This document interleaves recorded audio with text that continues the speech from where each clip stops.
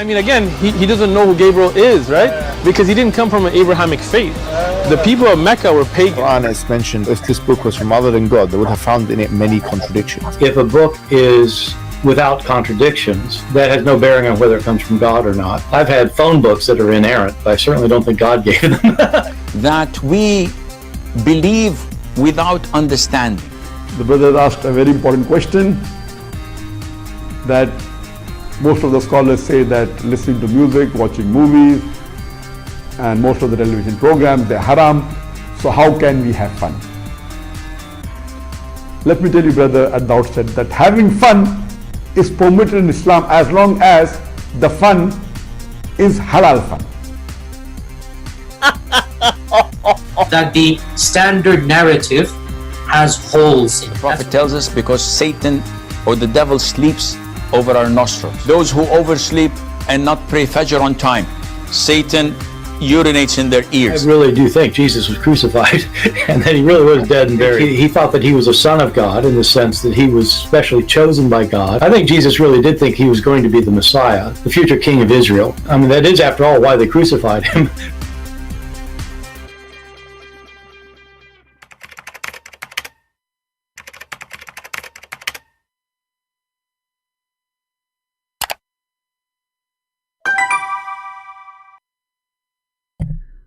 Hello everyone, and peace of Christ to all of you. Please invite your friends. And today we have an open challenge for the Muhammadan to tell us who is Allah. It's a question we always will ask, and Muslims have no answer. One of the weird things about this cult, it's called Islam, that those Muslims, they keep talking about their God, but the second you ask them who is your God, they give you the most funny answers you can imagine. And today we will show you another example. My Skype is open, and we challenge, literally challenge Muslims to call us and tell us who is Allah. Before we start, I just received a message from a person, I think most of you heard him live on air, converting to Christianity. He sent me pictures of himself getting baptism. I'm so happy for you, my friend. And I'm always glad to see new Christians, especially those who used to be Muslims. And you know, it's very beautiful actually to see such a move in the life of a human being, changing from following the pagan religion of Islam to become a true believer in the true God, our Lord, the Messiah. So we are happy for you, and I hope soon all your families will accept the Messiah, and they will, you know, they will join your journey. I'm not going to show, you know, like the pictures, because this is very private, but we are very happy for you, and we would like to see more people accepting Christ. If there is any Muslim can tell us who is Allah, please feel free. You know, if we go and search in the internet, there's a millions of videos talking about Allah, who is Allah. But the second you start asking really questions about this God, I mean, they give you that he's God. Okay, he's God, and there's millions of gods. How does God he prove himself? What your God he said about himself? What the Muslims knows about their God is zero. Even these days, the Muslims are so bankrupt to the point when they try to prove their God to us, they go even to the Hindu scriptures. I mean, can you believe it that there's a human being? He claimed that Hindus are pagans. That's what they claim. And then they go to the Hindu scriptures to find the God of the Hindus to be exactly the God of the Muslims.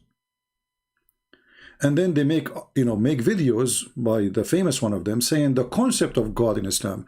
I don't know what concept is that. What do you mean concept of God? Because concept of God is going to be concept of man. Is it who your God who says about himself? If you listen to those videos, and you know, I saw all kind of funny comments from the Muhammadan.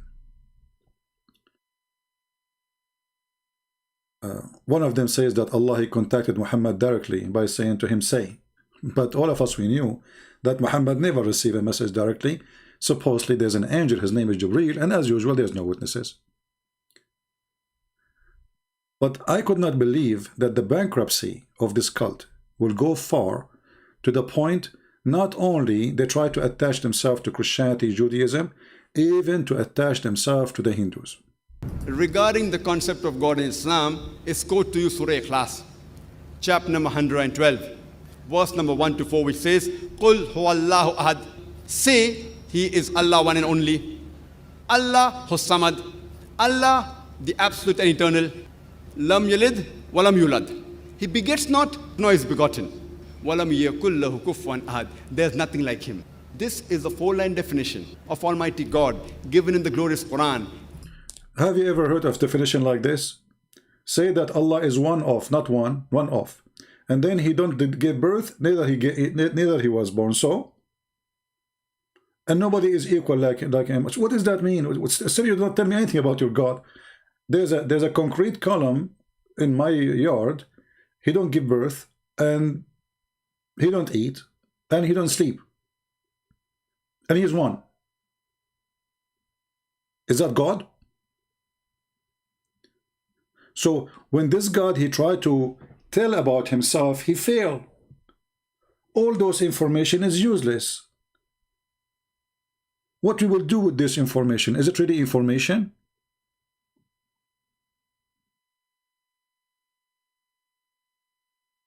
It doesn't make any sense. But not only that, they go farther. They try to find Allah in the Hindu scriptures. Any person says so-and-so candidate is God, if that candidate fits in this four-line definition, we Muslims have got no objection in accepting that candidate as God. And this is exactly what is also mentioned in the Hindu scriptures, the same 4 points. This is exactly what's mentioned in the Hindu scriptures. Did you hear it, Muslims? Exactly. So, if you Muslims consider the Hindus will go to hell, so how you are stealing the 4 point of the Hindu belief and put it in your book? If you tell me the Hindu they start from us, people will laugh at you because the Hindus are exist thousands of years before you. There's a person, he said, well, isn't it the flood of Noah? The flood of Noah is mentioned somewhere in the Hindu scriptures. My friend, about the flood, not Noah. My friend, as long as the flood was a global flood, so every nation should mention it. Why not? Like, do you think only the Christian they knew it? Only the Jews? This was a global flood. So it's very normal that the Chinese will mention it, the Hindu will mention it, everybody will mention it. This is a proof that the Bible is telling the truth. However, here we have a desperate religion trying to find their God in the book of the Hindus, and they say the Hindus believe in the same. The first is, Qul huwallahu ahad, say He is Allah one and only. Someone saying that ZakirNaik trying to convert Hindus. My friend, it doesn't work this way. Because now the Hindus, they will find that they are right. If you just say to them that our religion came long after you, and we have the same concept of God, so why a Hindu will leave his concept of God and follow your concept of God, which is nothing new. You just told us it's the same. So it's very stupid if there was Abdul to say, oh, I'm going to try to convert the Hindus by saying we have the same concept of God. Because according to Islam, the Hindus are pagans. So if the Hindu, they have the same concept of God, so why you call them pagans then? What does exactly make them pagan for you? And if I am a Hindu, why now I'm going to leave my Hindu religion when I am the one who came long before you, and you are copying me from me, obviously? Why I want to go after the fake religion and abandon the original one? Here ZakirNaik, he start quoting for us his intelligence and his knowledge Only. Same as Chandogya Upanishad, chapter number 6, section number 2, verse number 1, which says, Ekkam evidityam, God is only one without a second. The second point, Allah. You will notice here that the Hindu scriptures is more clear, way more clear than the scriptures of Islam. Because when it says God is one without a second, right? The God of Islam, you know, he always speak about God as a second or third person. If we go in the Quran and we type the word we, and the Muslim, they will give you answer, says, oh, well, when Allah he say we, he is just making a majestic claim. But this is the most stupid thing ever to say, because why God need to use we to feel better if he is not we? Is he we or he is one?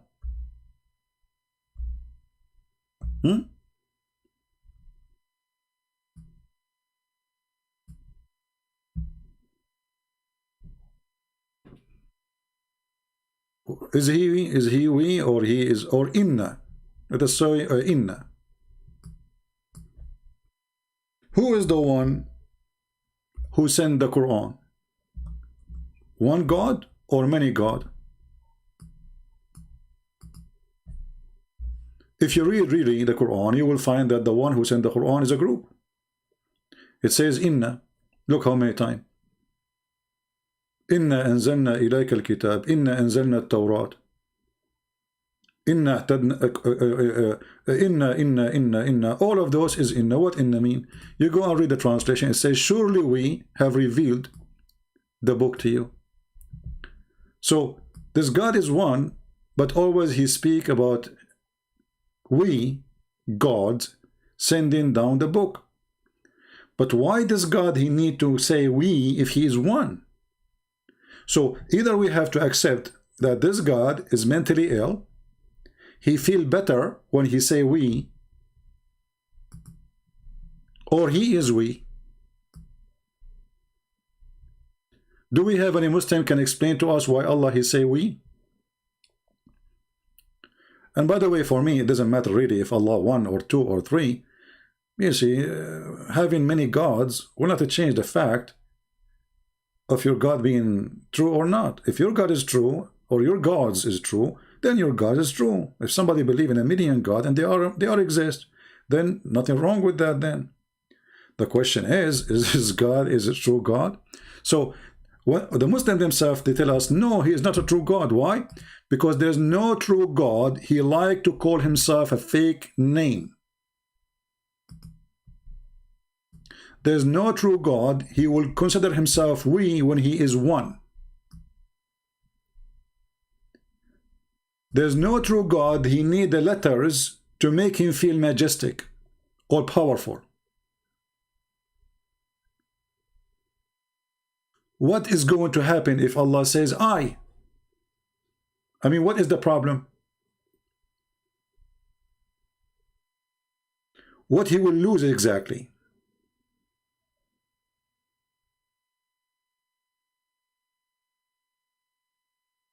Do we have any Muhammadan? My Skype is open. Please feel free. Especially if you are a sheikh, you are more than welcome to call me. Again, by the way, I want to remind you to subscribe to my other account, the Arabian Prophet. Maybe the admin, they can post it for you. Because soon we will stop going live here and we will go to the other account. So we will be here for a few, maybe a week or two, or maybe less. And then we will start going live in the other account. All right? And for sure, it doesn't matter for you where I go, right? It is who is the person speaking, not where. It's just a YouTube channel anyway. So we will be in the Arabian Prophet. Remember to subscribe and join us. And you can always check where I'm going to be live in Patreon. Do we have any Muslim belong to the God we? Do we have any Muhammadan? He belong to the God we, so he can call us. Who is a Muslim? He followed the God we. Mayday, mayday, mayday.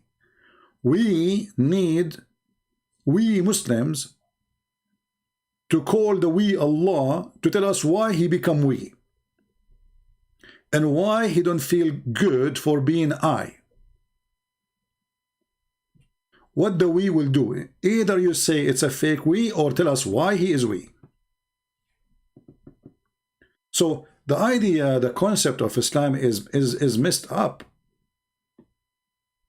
Especially when he say, surely we have revealed. Anyone who knew, you have little brain, the second you say we, you are saying to me we are many. You do not need to be genius. So how many revealed? Harun, he says, the queen say we. So Allah is a queen. The queen, she speak in the name of the nobles. who one of them one day will be a king too, or a queen, or a queen. You see, this is the shallow, silly answer of the Muhammadan. Look at this answer. The queen, brother, she say we. Okay, but she is a queen because she is not ruling by herself. She ruled in the name of the nobles who choose her, elected her to be a queen. And one day she will die, and one of those nobles will become a queen or a king. So when Allah he say we, he is speaking in the name of other authority, or he is the only one who have the authority? Is Allah elected by the nobles? So in linguistic way, it's a stupid. In religion way, it's a stupid. It doesn't matter where you take it, it's a stupid. This is how the Muslims, they explain their shallow God. Look at the answer. And not only that, Allah is compared to she. That's a good one. By the way, this is another question. Why Allah keeps saying it is he? Is your God Allah a male or a female?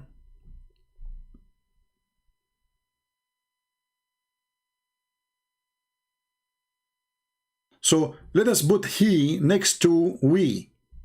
So now we have he, we. I mean, how stupid is that? He and we.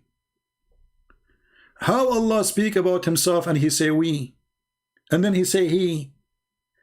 Okay, who the one who say he who is who? Who is he? We understand that now the one is talking is a group of Allahs. They are saying we. But when the Quran says it is he who created for you, who is talking? The Muslim, they will say to us, Allah. If Allah is the one who is talking, why is saying it is he?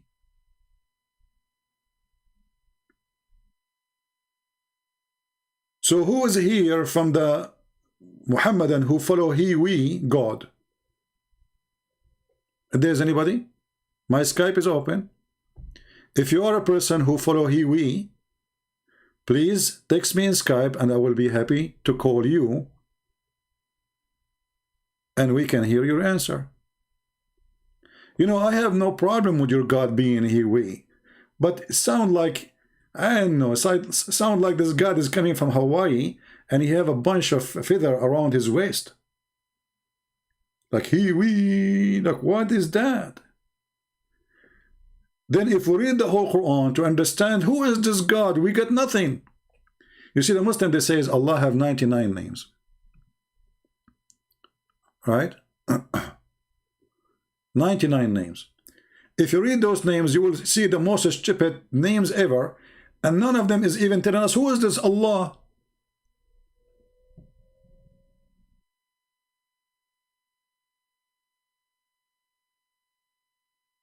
What is this?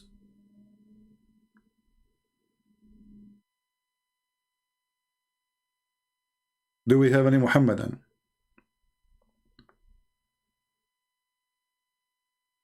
Mayday, if you are a person who follow he, we, God, please, you are welcome to call us and we will listen to you carefully. Very carefully. Until now, I see no text message from anyone who follow he, we, God. That's good. At least they notice that their God doesn't make sense. That's why they are not contacting us. Otherwise, trust me, they will be lined up to prove us wrong. Don't text me in Skype, please, unless you are a Muslim, you want me to call you.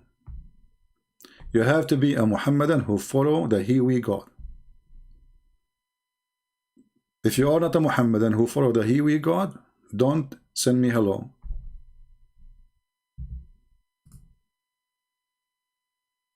Anyone? You see, the Muslim, they're funny, they say to us, why you don't debate this guy? Why you don't debate this guy? First of all, we don't debate Muhammadan. Just to let you know. I never debated one. Here we do roasting.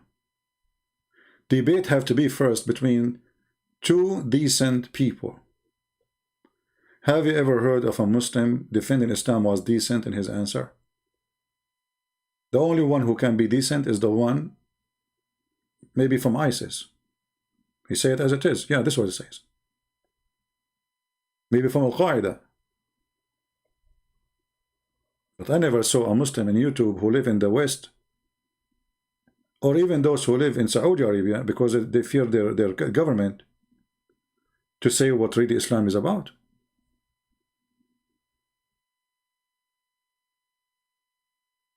Do we have anyone who believe in Hiwi, God? After we finish, then you will see the Muslims saying, why you don't debate this guy? Why you don't debate this guy? Give me their Skype, I will call them right now. With no exception. I don't care what their name. Susu, Dudu, Mimi, Sufu, Fufu, Kuku, all of them, still they are Hiwi, God worshippers, and they cannot answer me, and they cannot debate me.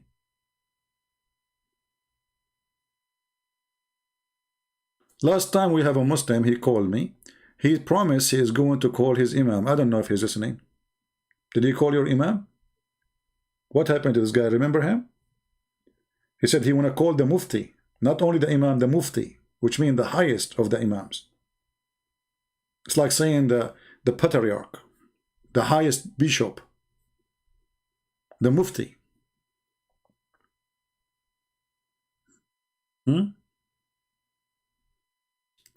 So do we have anyone from the we God followers would like to call us? Anyone?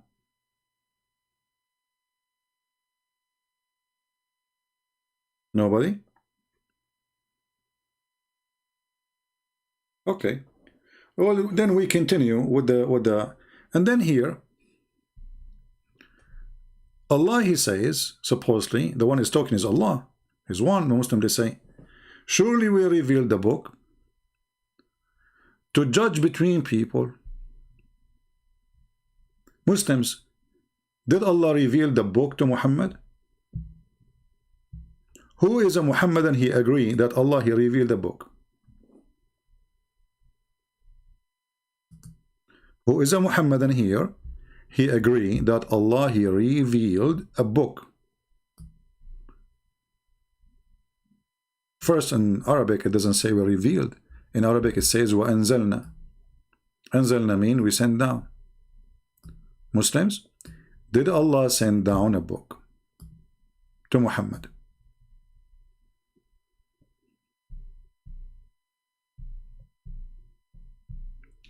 My friend, he can, he can contact me in Skype, no problem. Your friend from the UK. My Skype is open, as you see. I don't know who will contact me. I don't know who is going to call me. You have to text me first, and then I will call you. Just text me, say I'm a Muslim, I will call you. Here you see the stupidity of this religion, because Allah never sent a book to Muhammad. Never.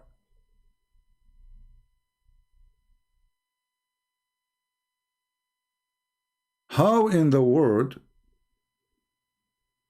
the Quran says we send you a book? Not only we send you down. If Allah, he sent down a book, then when this verse was mentioned, Muhammad have a book already. Is that correct, people?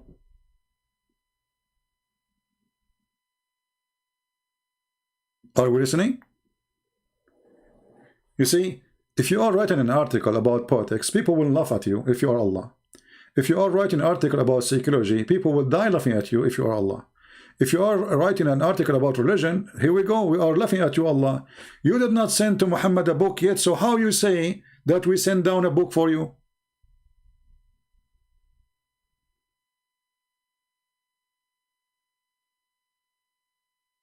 I mean, every single word is stupid.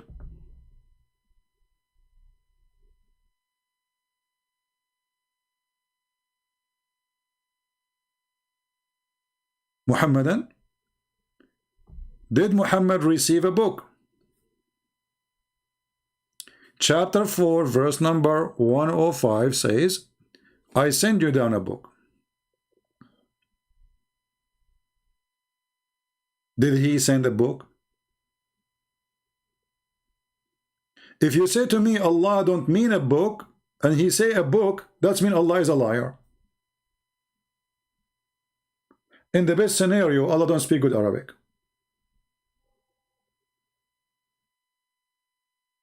Like Christian Prince one day, because his English was bad, he went to a chat room, instead of saying hello guys, I said hello gays. But this is a Christian Prince, and English is not his first language. So it's unaccepted for a person who don't speak good English, he's learning, to say such a mistake, or to do such a mistake. But this is God.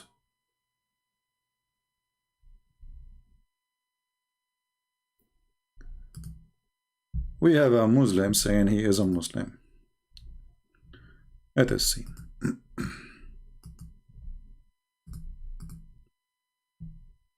Let us hope that this is not someone, his first name starts with ultimate and end with fort.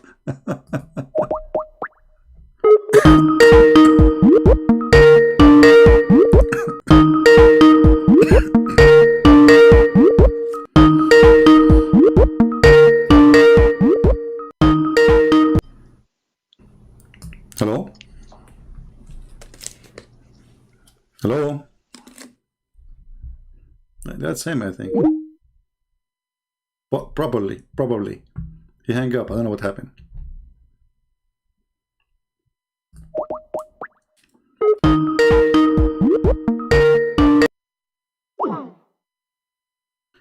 It says Abdul is unavailable. What we can do?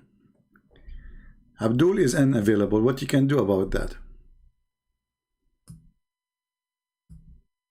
Is unavailable. Okay, Abdul. When you are available, let me know. All right. So, do we have any Abdul? He is available.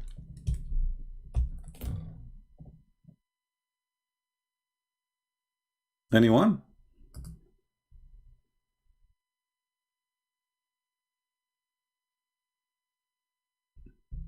Hello? I need your comment about Ustaz Harry Herawan from Indonesia. Are you sure his name is Harry Herawan, not Harry Booter? Who in the world this is Harry Herawan? I have no idea.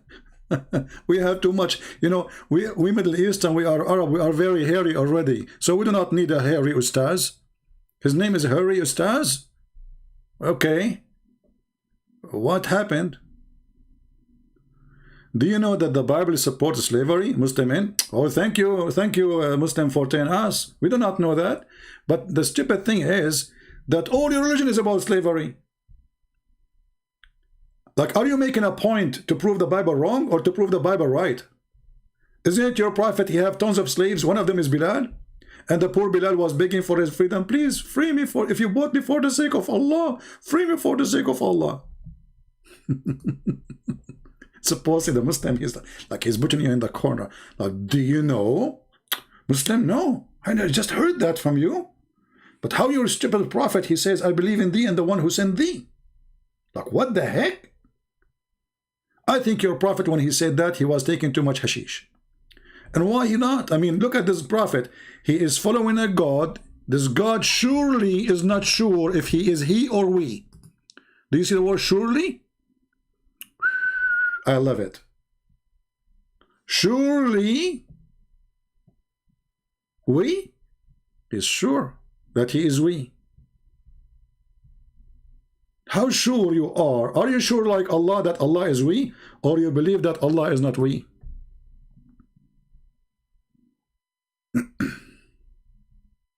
Any Abdul? Now, if you have an Ustad from Indonesia, now I don't speak Indonesian for sure. You have to get me somebody speak English, or he is welcome to call me and he bring a translator with him. That would be good, right? So surely we have revealed a book.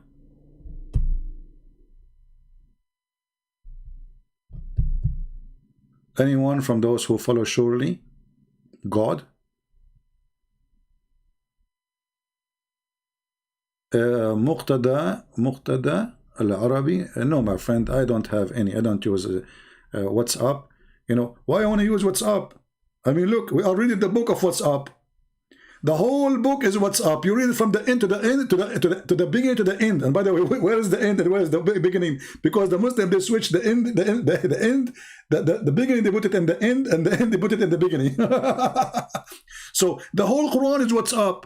After finishing reading the whole Quran, you come with a conclusion with what? What's up?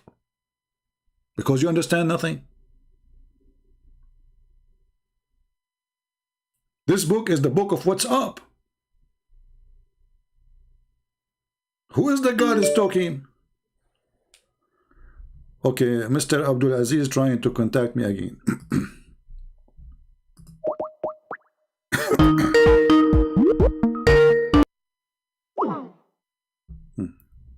I think this guy is just an idiot. I call him, he declined the call. I just block you. He's just a kid.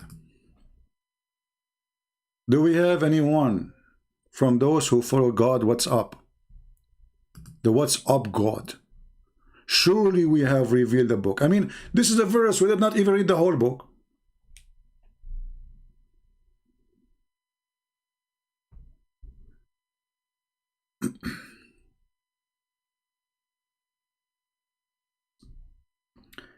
And look at the stupidity of the Quran. Allah is saying to Muhammad, don't debate those who don't believe.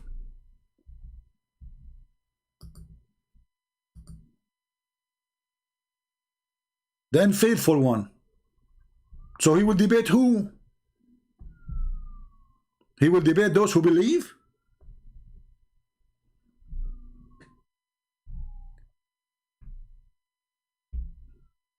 Any Muhammadan? Again, reminder, in a few days from now, we will let you know when we start going live in the Arabian Prophet account. So please subscribe to the other account, and you know, so you can join us when we go there, because we will disappear here in this channel for some time, and then you might think, okay, Christian Prince is coming online no more. So we are telling you from now, we will be live in the Arabian Prophet account, and the admins are posting the link for you. So please click and subscribe. Do we have any Muhammadan from those who follow the God, he, we? Those who follow God, who advises the Prophet not to debate those who don't believe. Yeah. Anyone from those who follow he, we, God?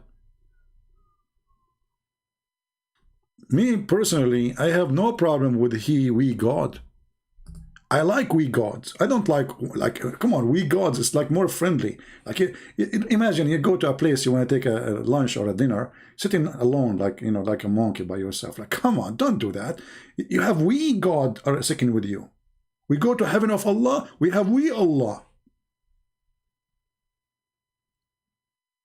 And then the we Allah is going to show us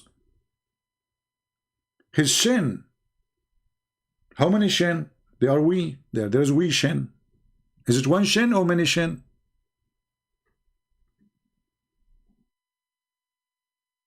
Mr. Big Man is saying, Allah is God. What type of a question is this? Big Man, you must be very big, man.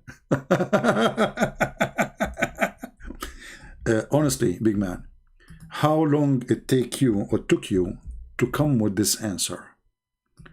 Allah is God? Okay, is he one God or too many gods? Mr. Big Man? Is your brain big as you are a big man, or your brain is small? How many God, your God, the one he is God?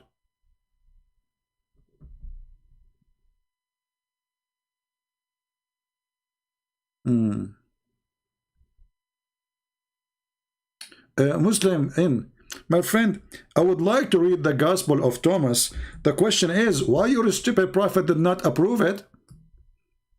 As long you are asking me to read it, why you Muslim don't go read it and accept it then? Abdul, ya Abdul, you eat too much food. Abdul, ya Abdul. Genius. They don't accept that book and he's asking me to read that book. But we don't accept that book too. Stupid. Abdul, stop taking hashish. We want an answer. In the top of that, Abdul, the Quran says, confirming what is with them and what is with us is not the book of Thomas as the one you claim. Abdul, are you against your God, Mr. We? Do we have any person who follow the we, he, God to call us? Please don't use a bad language in the chat because YouTube will not even let it go. All right? So don't use those words because YouTube will block it automatically. So please don't waste your time, my friend. Who is a Muhammadan would like to tell us when Allah he said, surely we have revealed the book. Do you Muslim knows how many Allah you have? How you can confirm that he is he's one? How we can confirm that Allah is one when he keeps saying we? Any Muslim? Is that we in the Quran is a mistake? Is that an exaggeration? Allah is one God? Okay, prove it to me. If Allah is one God, so why he say we? He's a majesty, so Allah he feel that he cannot be a majesty unless he call himself plural. That's wonderful explanation, guys. Listen carefully. You see, a big man, we are people who listen carefully to the answers, not like Muhammadan. So look what you just said. Your God, he like to call himself we because that make him feel he is majestic. That's what you just said, correct? That's wonderful. So Allah, he is feeling not good when he is one God. It is better for Allah, in order to be majesty, to call himself we. And it's you who said that. So it's more fit for God to be we, not to be he. And listen, we are following your answer word by word. So Allah, he sat in his office, he said to himself, I saw the king of Jordan, he keeps saying we. This guy is not even 5 foot tall and he wear a high heels to make himself 5'2". What about me and I am bigger? So I'm going to use the word we too so I can be majesty. Because if I am not using the word we, I don't feel good.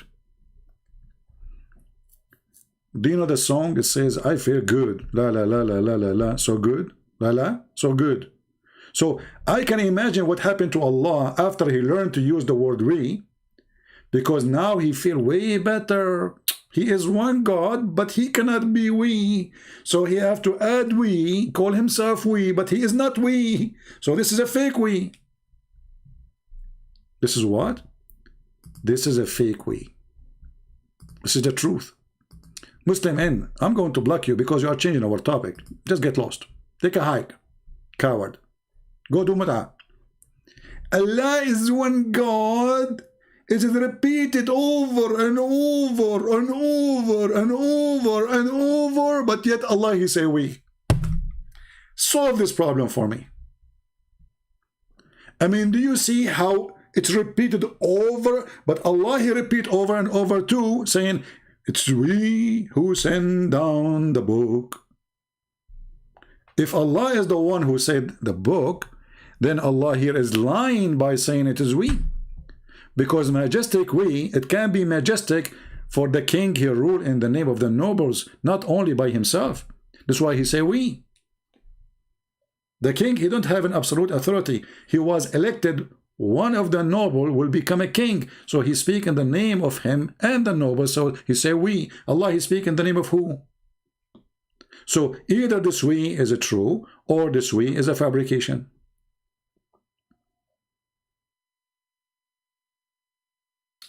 Mr. Muqtada, we got it, my friend. I got it. Your last middle name is Abdul. It's okay. It's not your fault. You do not choose it. Any Muhammadan? So this is the best answer you have? Allah, he called himself we because it's for majesty? But that's mean it is majesty only if God is we. It is not majesty if God is one. Correct, people? Isn't it this is what the Muhammadan are saying to us?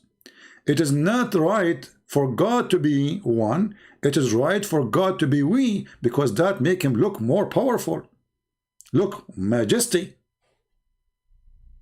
So the poor Allah, he was looking for a suit, bigger suit. He's short, you know, he want to make himself look bigger. So he said to himself, I'm going to buy a suit of a person is 90 foot tall, and I will put my head in the top of the jacket, and the pants will go down using wood, so I can look like we.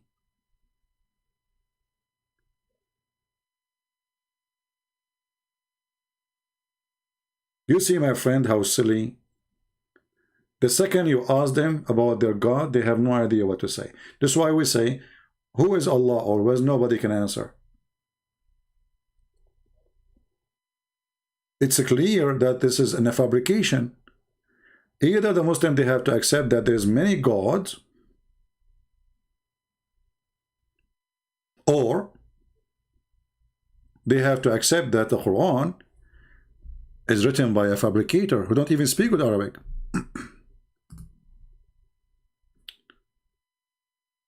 Why do you make Muslims your main target of fame? My friend, I do not need a fame. Your prophet, he make the Christians a target of fame. Then let us call you. Don't be a potato and answer.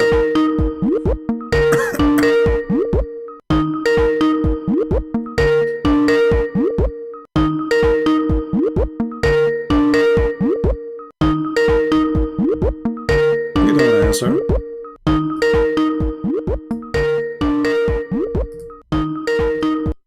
Okay, take a hike.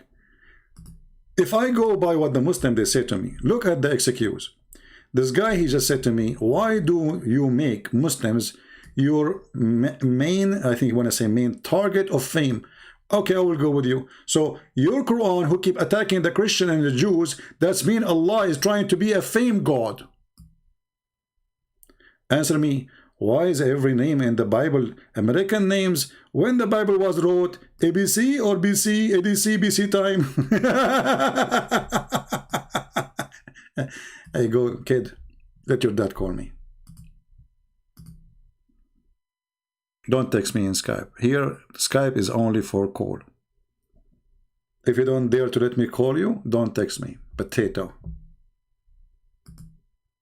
Potato, potato, potato. Potato, potato, potato, potato, potato, potato. The Jewish scriptures teach that Elohim is a horrific title which express the plural of majesty. Not a single rabbi will tell you this multiple gods. You, Abdul, you see the stupidity here is amazing. The Muslim, they say to us, where in the Old Testament we can see the Trinity?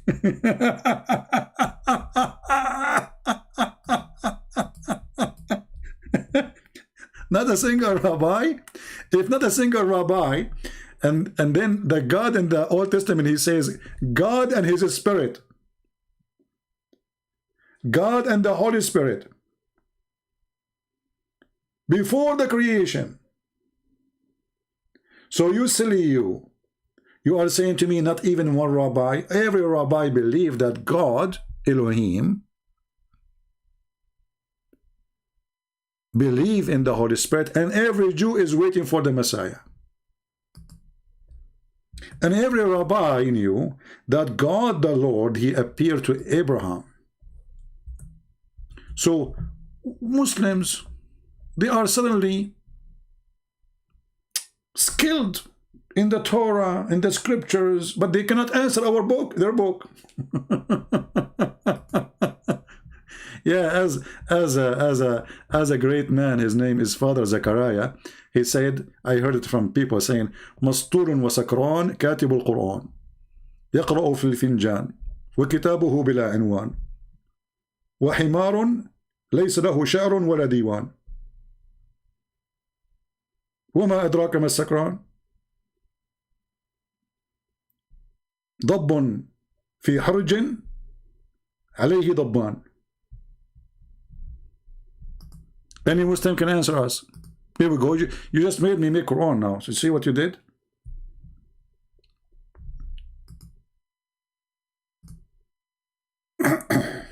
Do we have any Abdul?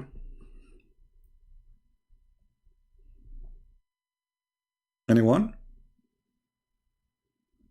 By the way, if you do not know, I make poetry way better than the stupid Quran. Real poetry, not the stupid فنجان وعنوان وجربان وفئران.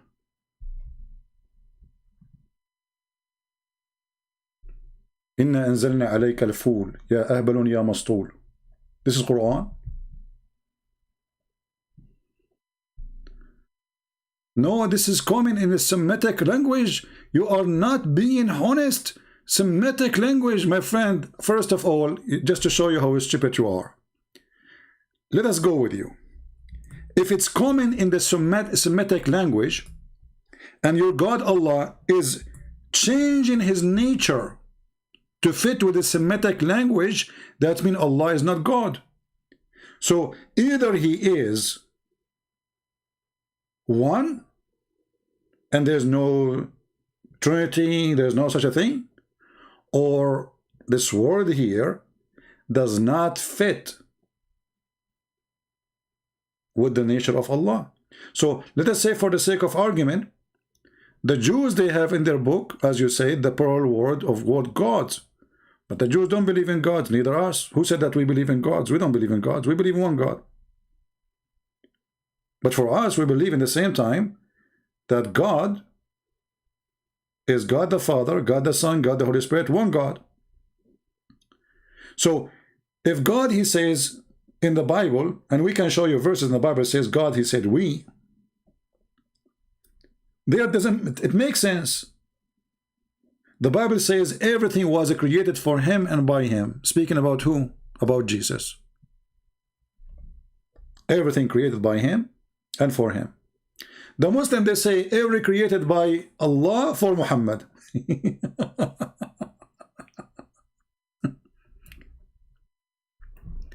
Who is a brave Muslim? He is willing to call me so we can hear your voice and people can hear your opinion. Stop being a coward. Like this guy, big man, we tried to call him. He declined the call. I have to block him in Skype because he's just been annoying texting me. We as a Christians, we believe in the Father, the Son, the Holy Spirit. The Jews, they believe in the same. If you say to me, the word Trinity is not in the Bible, or the word Tawheed is not in the Quran too. It's not. Actually, when we ask the Muslims, where is where Allah, he says he is, like ZakirNaik was quoting the chapter of AliKhan. In the Quran today is in the end of the Quran. So Allah, he waited until the end of the Quran to tell Allah, to tell Muhammad, who is Allah? If we go in the Quran here and we ask the Muhammadan,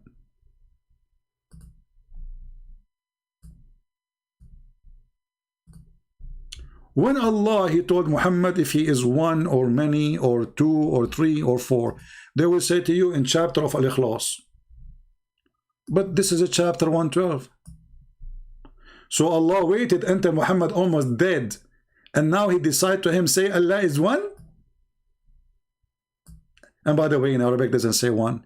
It says قُلْ هُوَ اللَّهُ أَحَدٌ. Ahad is one of the names of the idols. This is why there's people who their name Abdu Ahad, Abdu Uzza, Abdu Samud, Abdu Samad.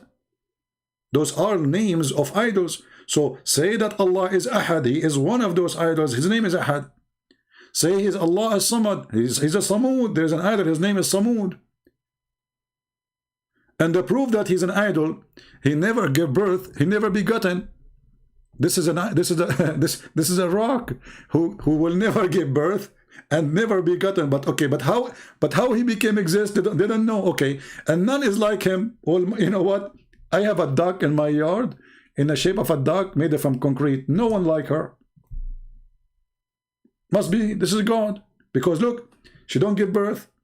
She never been given birth, and she is no one like equal to her.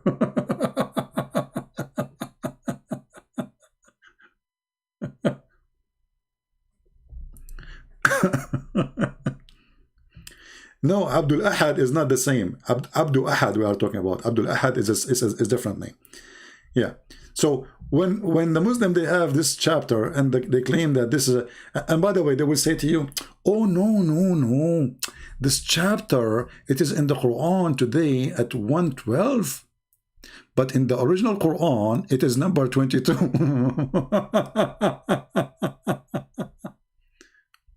Yeah, in Arabic, قل هو الله أحد, Ahad mean one of. But if you go to the origin, Ahad is one of the names of the idols. So if you copy this word, actually, if you copy this word, just exactly the same word, you know, and post it in the search engine, you will find it all over the Quran.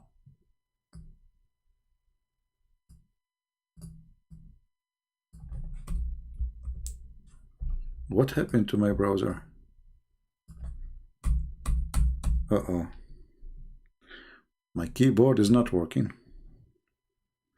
Don't tell me the battery is off. Now it's connected. I don't know what happened to my keyboard. It suddenly disconnected.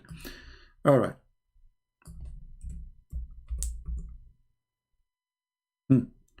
Chapter 2, verse 102. وَمَا يُعَلِّمَانِ مِنْ أَحَدٍ. This is Ahad. Read the translation. It says, and they did not teach any of. وَلَا نُفَرِّقُ بَيْنَ أَحَدٍ. We don't distinguish between any of. Here we go. Chapter 2, verse 136. This is what Ahad mean.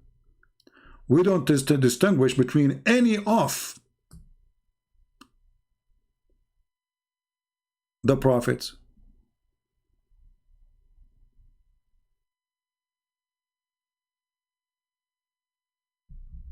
This is how stupid this book is.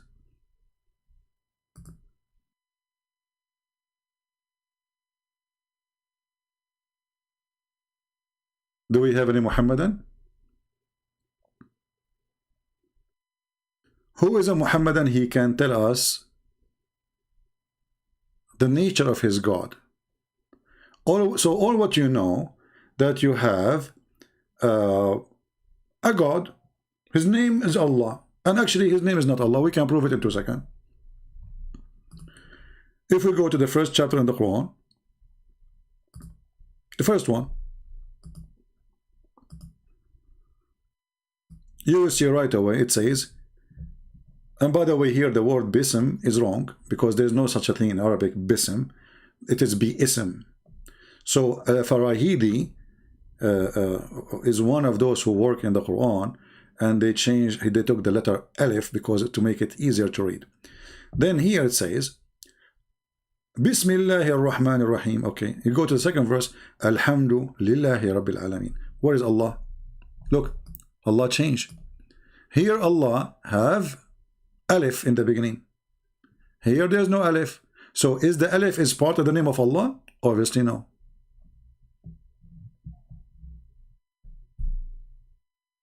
My friend, Ahad mean one of in Arabic. Ahad mean one of in Arabic. Ahad mean one of in Arabic. Do we need to repeat that? But there is an idol too. His name is Ahad. Did you get the point?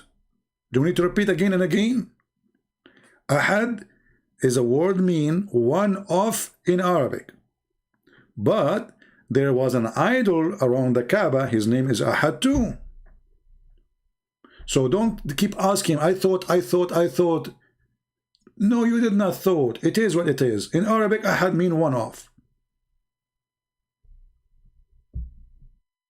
Okay. So even the word Allah is not the name of your God. Because if Allah is the name of your God, then you're gonna say Alhamdulillahi Lillahi. Here we go. Let me make it in part for you. You like it in part, don't you? You are very cute. Yeah. This is Allah. Oh, we are typing in yellow. The Allah, already we cannot see him. You want to make him in yellow?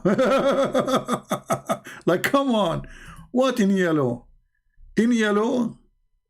Allah in yellow? Come on, don't do that. We can't see him already.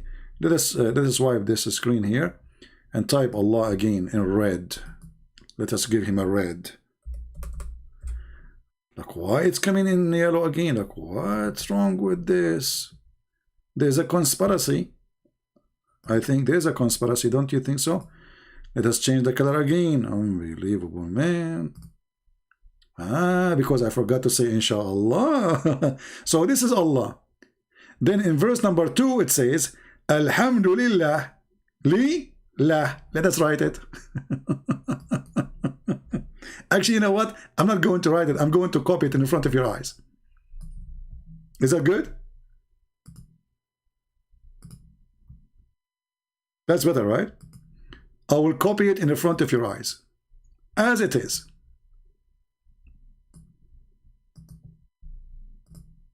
All right, we go down, copy, paste.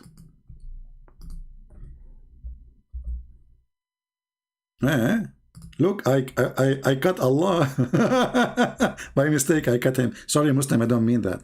Okay, forgive me, please. I don't mean to cut Allah. You cannot cut Allah. Like, what's wrong with you? Well, I was trying to copy here. I don't know why it's coming cut off. Let me try again. I mean, my mouse is not working, man. Okay, let's try now. Okay. Please don't give me Allah cut off. Don't do that. If Allah, He see this, I am history. Oh, again. It's cutting off. Like, what's wrong? Let me copy the whole sentence. Something fishy here. Hold on.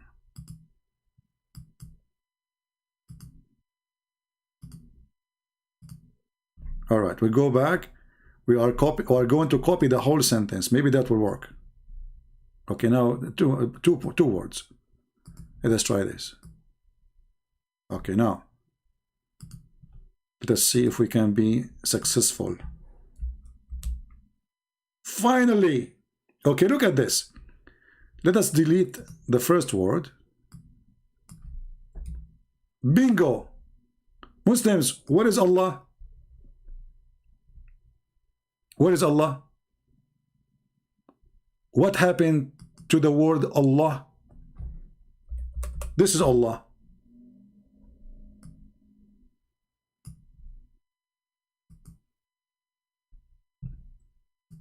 What happened? Lillah. Your God name is Lah. Al is a word mean in Arabic, today, is a word, or let us say a tool, to like the same as the word the in English. But in the original Aramaic and Hebrew, the word al is equal to God. Oh, we are typing in English, in Arabic. Al is equal to God. So when the first word says Allah, starting with the letter A-L, that is the word God. So think about it. God, lah. What about here, this letter here? Lillah. Simply, lillah. Letter li mean two. Let's move it down. Let's make it in different colors so people can see the different. Let's make it blue now. Li, go to Arabic. Li, lah.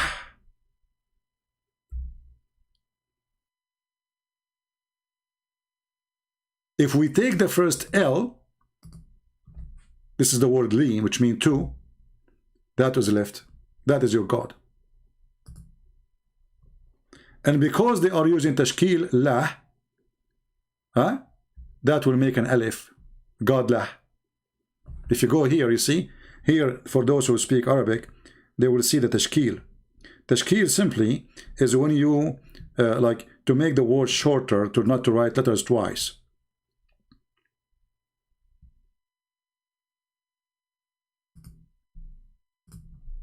Do you see this letter here, this movement here? Let's make it an arrow, hold on. An arrow, and we will use red, blue. You see this thing in the top? This is to double the letter.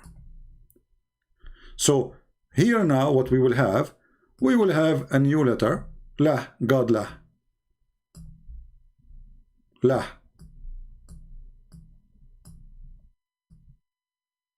I'm writing Arabic with my mouse, okay? This is your God. Your real God name is lah. Go right now and search in Google. You will find that lah is the moon God.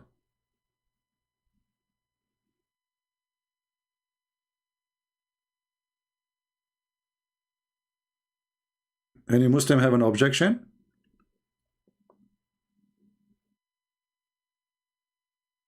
Lah is the moon God. So when the Muslim, they say our God, his name is Allah. Actually, by the way, every one of them, he give you a different definition. Like I saw the Abdul, this guy who calls me Uthman. He said the word Allah is coming from Elohim. Al-Ilah, Al-Ilah. I mean, they are so desperate even to find the name of their God, where it's coming from. I mean, have you ever heard of religion? They don't know where their God is coming from.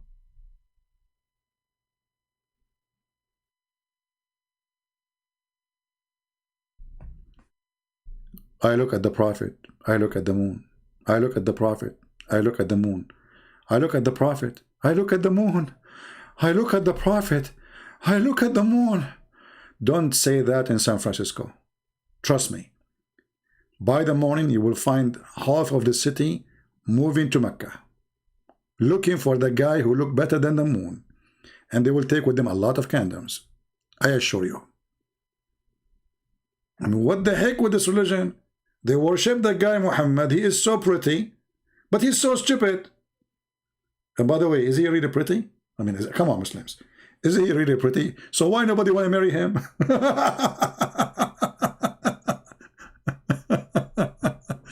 Like me, unbelievable.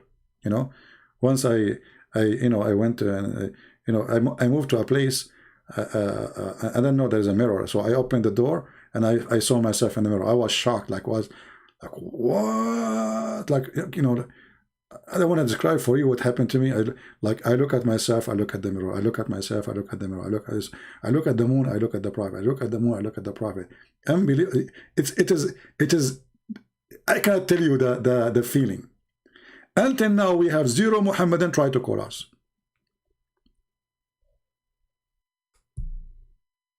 Any Abdul? So Allah is majestic. That's what the Muslims, they say to us. So he called himself we. Allah is copying Elohim. I love it. Question: as long as Allah is copying Elohim, why he don't use the word Elohim in the Quran? Like, what's wrong with this God? Me.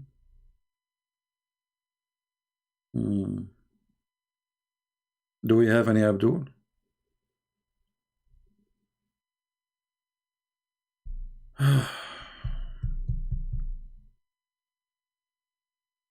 Any Muhammadan?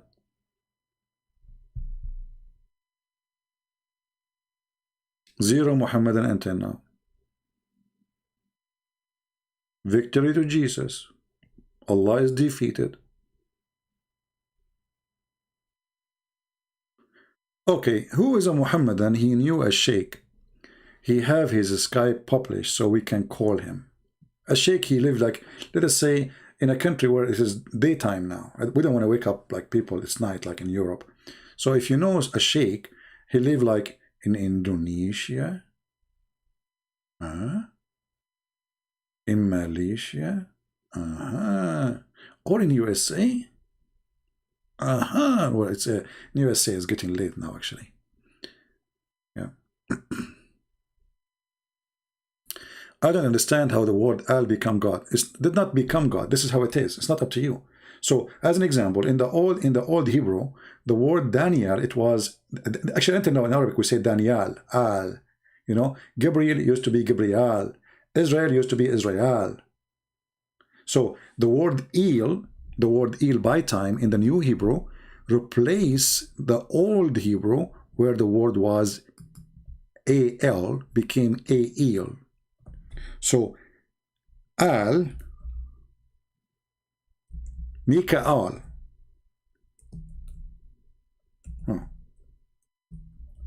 Al become El. Did you get it now? Did you get it? So this is why we say Emmanuel. El is a word meaning God. Gabriel. Gabriel used to be Gabriel. Michael used to be Michael. So Ishmael used to be Ishmael. So all the Al replaced with El.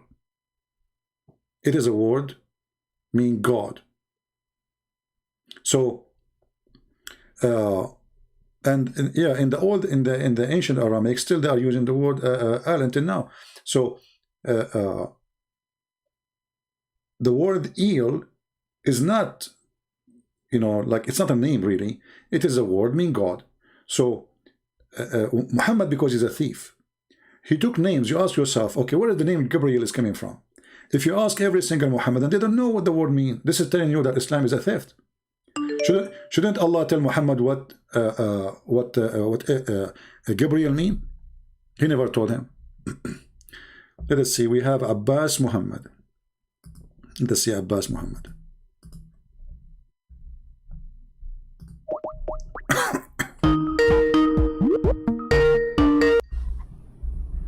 Hello.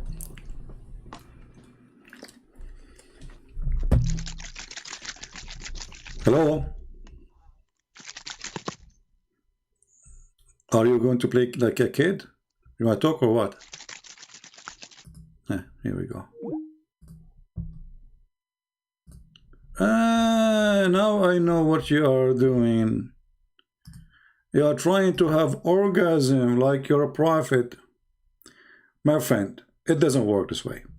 You have to invoke Allah to send you a dish of shish kebab. And then Allah will send you a dish of shish kebab and you will eat it, but don't let Fatima eat with you. And then you will get the 40 manpower to talk to me.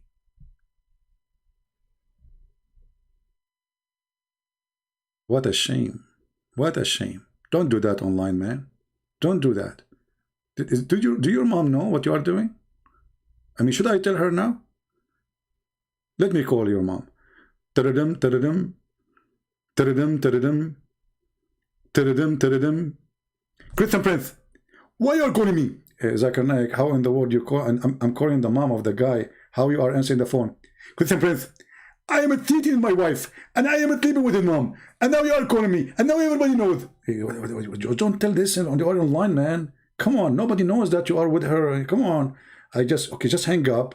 Nobody heard what you said except YouTube, Facebook, Twitter, Instagram. You know, don't worry. Okay, Christian Prince, please delete the number. Okay, how are you knowing? How in the world I called his mom? Why you are answering? I mean, come on. Zakir? Okay, Zakir. He hang up. Unbelievable. Do we have any brave Abdul? My friend, don't play games with me. You are no match. Trust me, you are no match. You are so slow, and I am so fast. I mean, I'm not like fast like your prophet in that meaning, don't take me wrong. Your prophet used to go and do boom boom to all his wife in 1 hour. Fisa. And Sa at that time, by the way, it was like less than 15 minutes. I mean, what, he's a rabbit? all his wives in 15 minutes. Like how? I mean, he needs 15 minutes just to dress up and take off, dress up and take off, dress and up. Like what the heck? Do you think he was a rabbit from the Rabbitim Valley? Who is a Muslim would like to call us and tell us what he worship really? You Muslims, you have no idea.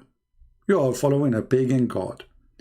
And you are pagan to the point you are desperate, trying to attach yourself to the Hindus.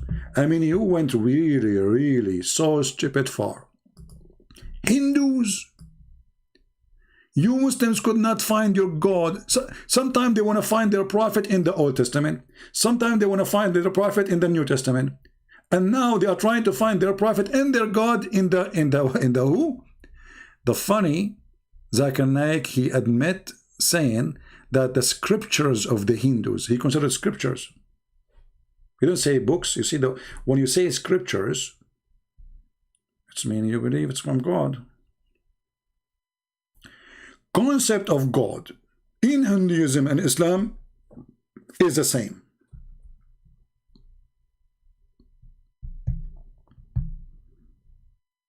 Do you see it, Muslims? So don't ever come back to us and say, oh, we Muslims are not pagan. Oh, we Muslims are not like the Hindus. This is your scholar. He have 2.9 million subscribers. Do you subscribe to him because he's stupid or because he's smart?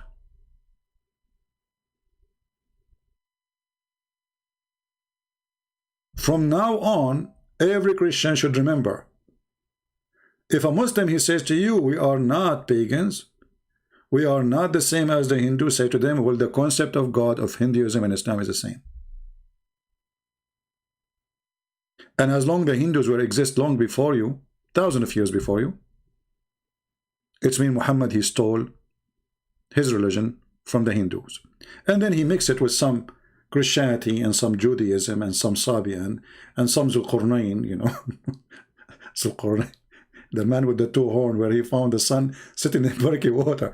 Hey Muslims, ZakirNaik was an idiot or Allah was the idiot? Brother, it was ZakirNaik in his perception. He thought, brother, that the sun set in murky water. My friend, the Quran doesn't say he thought. The Quran says not in his perception, sorry. I mean, they start to add words to fix it. And the more they try to fix it, the more they make it blind. You know,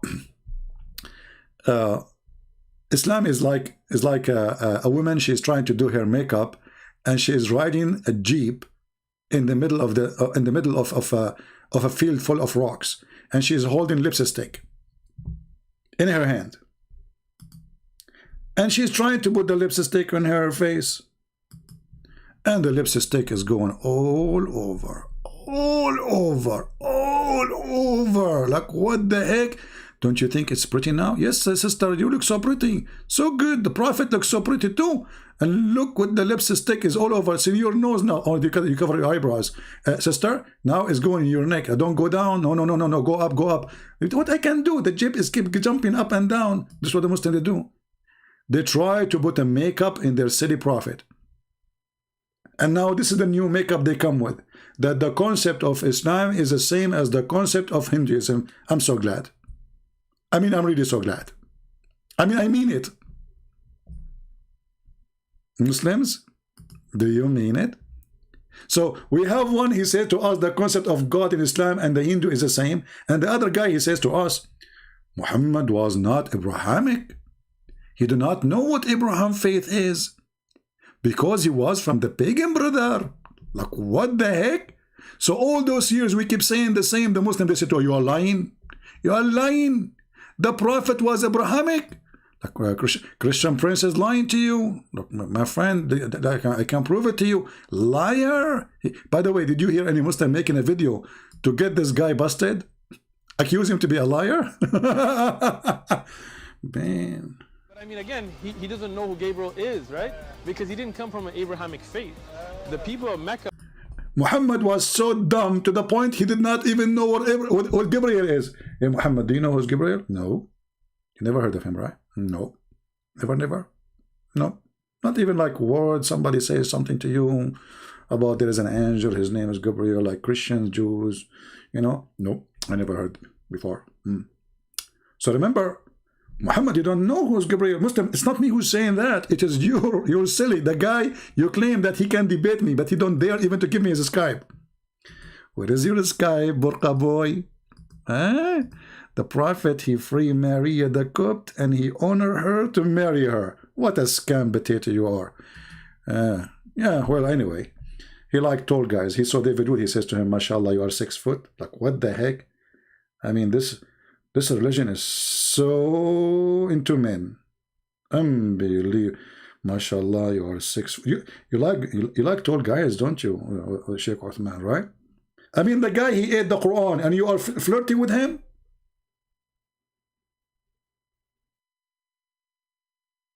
If a woman, she say to the guy, "You are 6 foot tall," I understand, but you're a guy. You are a guy. You say to the other guy, "Mashallah, you are 6 foot tall." What you were thinking? What exactly you were thinking? I'm so glad you stopped there. You did not ask more questions. So Muhammad, he do not know who is Jibreel, brother. You don't know Jibreel. And what I like it, that Christian gentleman, he said to him, yeah, which means, yeah, give me your crap, you know. He doesn't know who Gabriel is, right? Because he didn't come from an Abrahamic faith. The people of Mecca were pagan. Quran is mentioned as this book. He don't know who is Gabriel. He is not from Abrahamic faith, and the people of Mecca are pagan. So he's a pagan too. Thank you very much. And this is the other idiot. He decided to prove that the Quran is from God. So he quote a verse from the Quran. It's from other than God. They would have found in it many contradictions. If a book is without contradictions, that has no bearing on whether it comes from God or not. I've had phone books that are inerrant, but I certainly don't think God gave them. You know, actually, when this Mimi, he mentioned this no contradiction. I mean, the whole Quran is a contradiction. What are you talking about? Every chapter is a contradiction. But what makes it more so stupid is there's a God. He is saying, if this is a book made by other than Allah, you will find a contradiction. And then we find tons of contradiction in the Quran. And not only that, then they ask an atheist to help them to fight Christianity. And they told him, the Quran says, if this is a book not from Allah, you will find a contradiction. Then the atheist, he said to him, you idiot, stupid, donkey. I have a phone book. Literally, a phone book is way better organized than the Quran. And have zero contradiction. If a book is without contradictions, that has no bearing on whether it comes from God or not. I've had phone books that are inerrant, but I certainly don't think God gave them. That we believe without understanding. Exactly. Prove me wrong. Who is a Muslim? He believes with understanding. Who is a Muslim? He believes with understanding.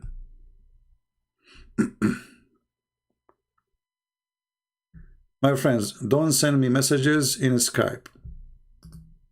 Please don't send me messages in Skype. I will block you. Skype is only for Muslims to contact me. You have a comment, you make it in the chat. Do we have any Abdul?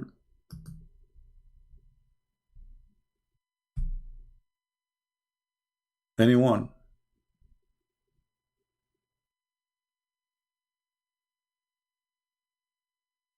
Any Muhammadan? How many of you did not subscribe yet to the other account, the Arabian Prophet? If you did not, just let you know. In a few days from now, we will stop coming in this account for some time. We will give this account a break. And we will be going live in the other account, the Arabian Prophet. So please subscribe. The admins are posting the links for you. So you can subscribe there. And you will not miss it, if you care. If you don't care, then forget about it.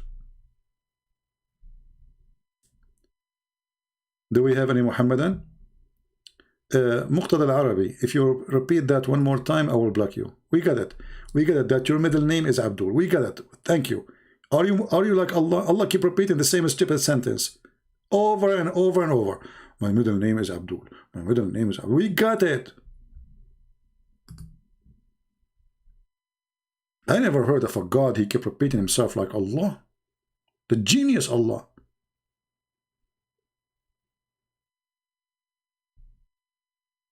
Any Abdul?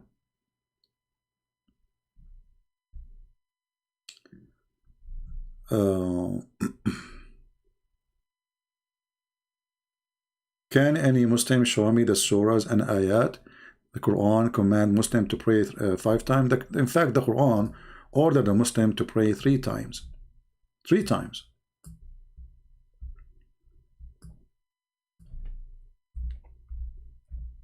And this is additional proof of the stupidity of Islam. Because why Allah he says, you know, 3 times, and then we find it become 5 times. Did Allah make a mistake? This is a chapter 11, verse 114. And perform a salat. And by the way, the Muslim, they say salat means blessing. Allah yusalli ala Muhammad, it means blessing. So perform salat at the 2 ends of the day, and when the night approach 3 times, that's it. You see it?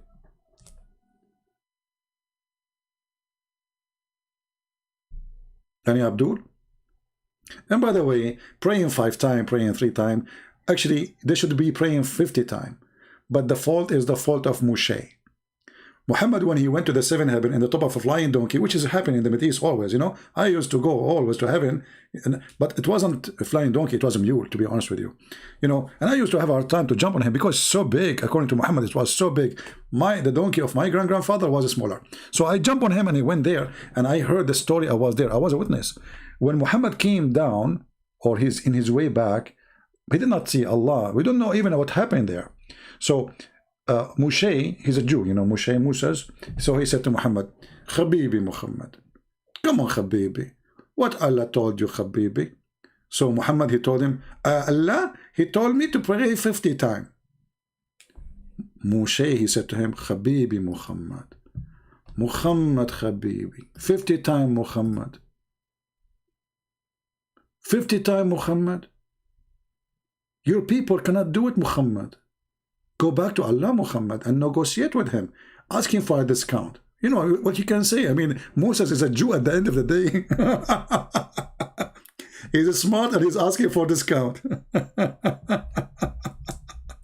Have you ever heard of such a stupid story?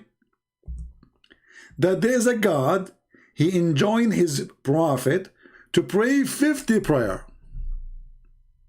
And then there's a Jewish guy, his name is Moshe. Not Netanyahu. Be careful, huh? Not Netanyahu. I'm telling you. Because, you know, those Christians, Jews, they can corrupt the hadith because they insert. I will not be surprised, by the way, if they created soon a hadith says Netanyahu. Just wait. Because the Muslims, they accuse the Jews for everything. So when the Prophet, brother, he came back, and Moshe, he said to him, Habibi Muhammad, that's not the word Habibi. Your people cannot pray 50 times, Habibi. I mean 50 times.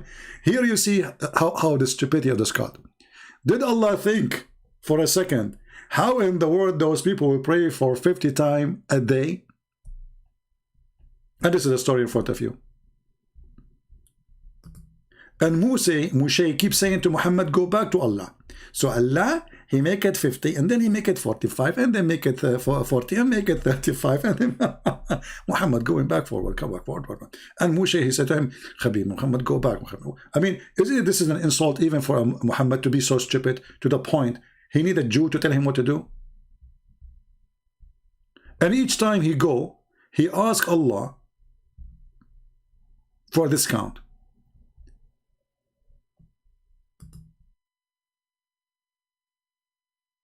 Then the Prophet, he descended till he met Moses. Then Moses stopped him and asked, oh Muhammad, what did your Lord join upon you, Muhammad?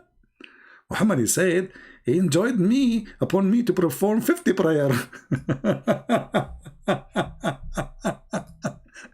So Muslims, if not the Jews, you will be dizzy all day long praying 50 times. Let me reuse my calculator. Hold on. I'm very good in mathematics, by the way. That's why I do not need a calculator.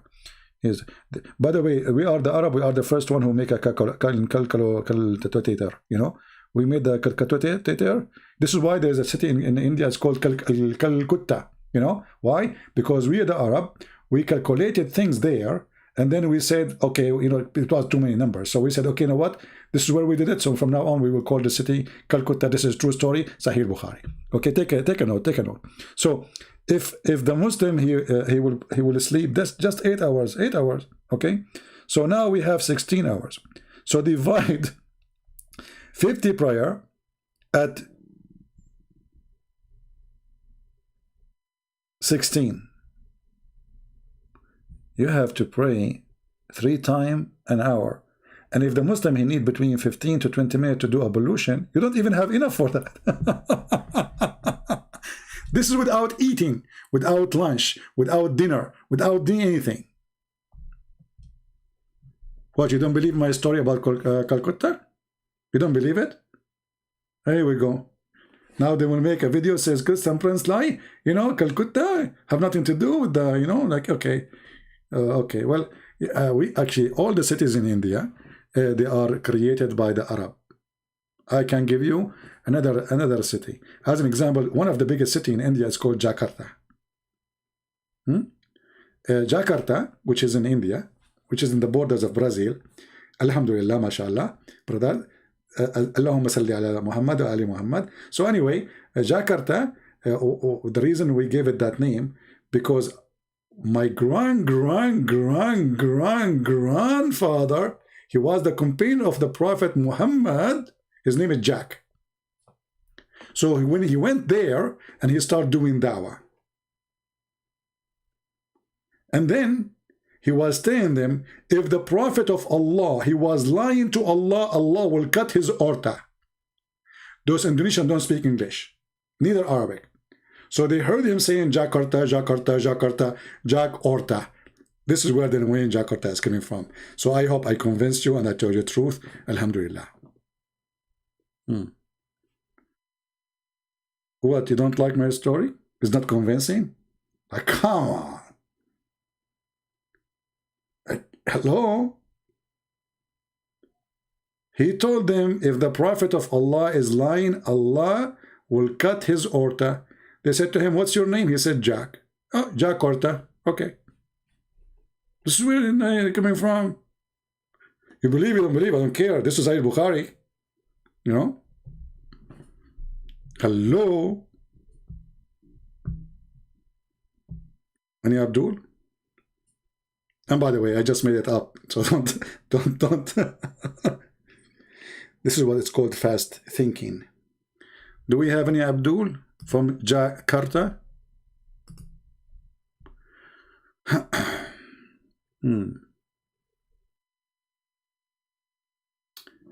If you are a Muslim, feel free. Yeah, I think this is the same guy who was shaking the thing. You know the thing?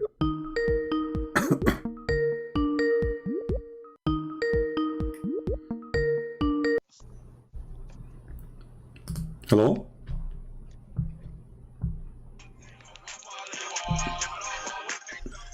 Wow. This guy is in the halal disco.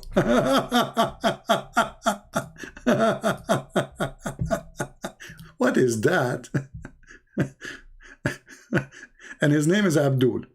Unbelievable. I mean, look how they are refuting me, man. That's what I can do now. I have to retreat.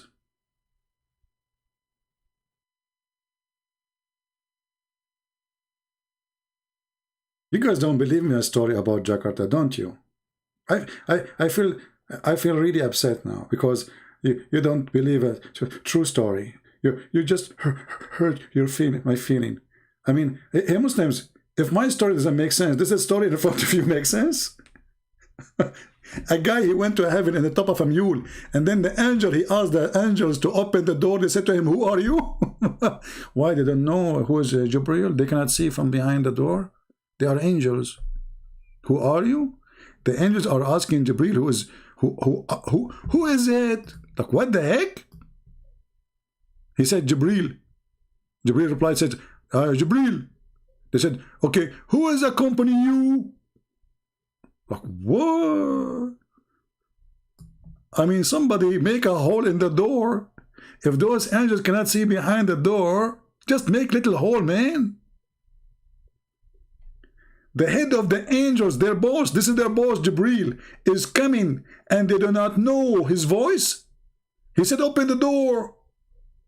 How come they do not know his voice? Do you think Jibril's voice is the same as anyone's voice? Like this? Open the door. The angel said, who is this? ZakirNaik. I mean, come on. I mean, everybody can recognize the voice of ZakirNaik. How in the world those angels could not recognize Jibril?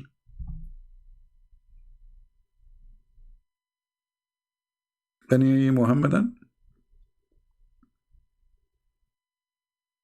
Who is here for the first time? If there's any one of you here for a first time? Anyone? If you are here for the first time, give us one. And honestly, I feel sorry for you. You will become addicted. You will cancel your cable TV and you will not watch any more comedy shows, because Muhammad is the best comedy, especially with commentator like me. Jakarta. Hey people, I want you now to tell everybody the origin of the word Jakarta. Okay? Because Allah, He promised, if Muhammad is lying, He will cut his orta. Orta, oh Jakarta. Muhammad, he make it farta. Big farta. Like what? This is the biggest fart Muhammad ever he did. When he promised, if he is lying, Allah will cut his orta. Oh, you Jakarta. That's really a big farta. Let us be honest here. Anyone? Yeah, exactly. This is an ultimate farta.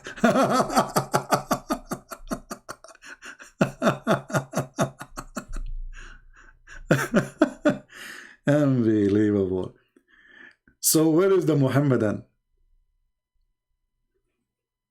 Is that how much fear Islam has? Nobody? Well, here we go. It says, if, look, read with me, my friend. If you are from Jakarta, come on, just listen carefully. Listen carefully. Listen. It says, if the Prophet is cutting, is lying, if Allah is the Prophet is fabricating Quran, Allah will cut his orta. And then, like, what the heck? Muhammad, he died by his orta as cutting off. There's a genius Muslim, by the way. He wanted to refute me, and he did. Oh, we have a Muslim. Maybe the same guy. He want to play disco for me.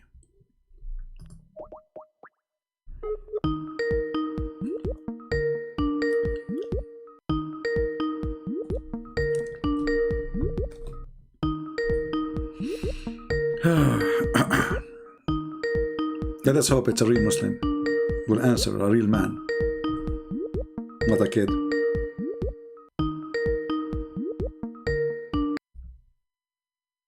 Okay, we will mute it until he answer. So Allah, he will cut his orta, and then we find that Muhammad, he himself, he admit that his orta is being cut off. How in the world such a thing happened? It's a miracle. And you people, you say Muhammad is not a prophet. If Muhammad is not a prophet, how he was predicting the way he will die?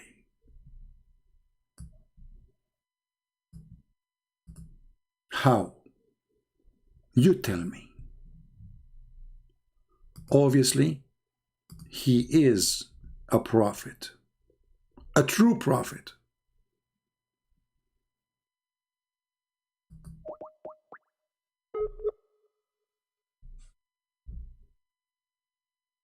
Any Abdul? We are calling this Abdul again. I think he's playing games. He don't want to answer. So we mute the speaker calling. So you guys, you want to be annoyed. If he answer, we will put you with him on air. Any Abdul?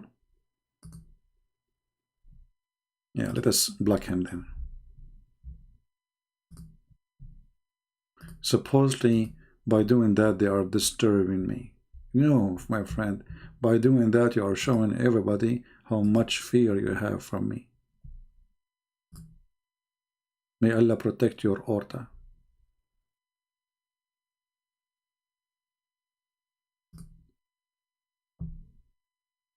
So anyone from the followers of Allah, the we would like to call us?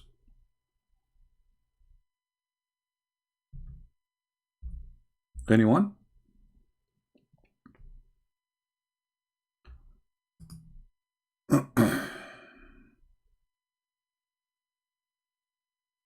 Any Muhammadan?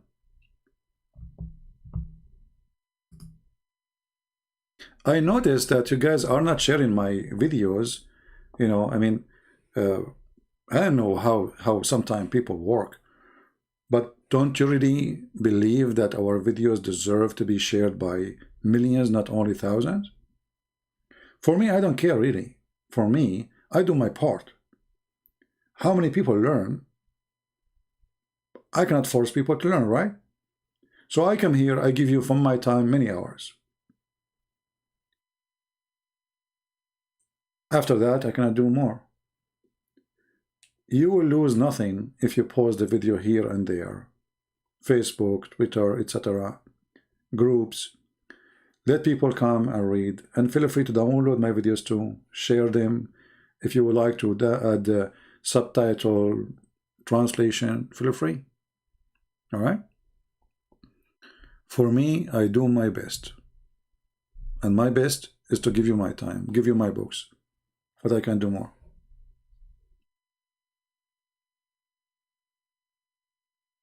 Any Muhammadan, he is a believer, he can call his sheikh to call me? Or he like to call me too?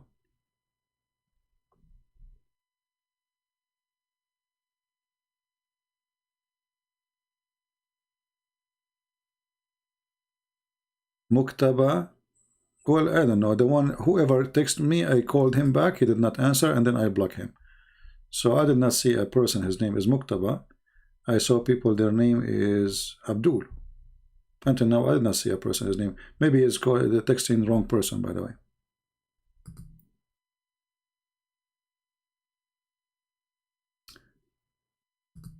Any Muhammadan?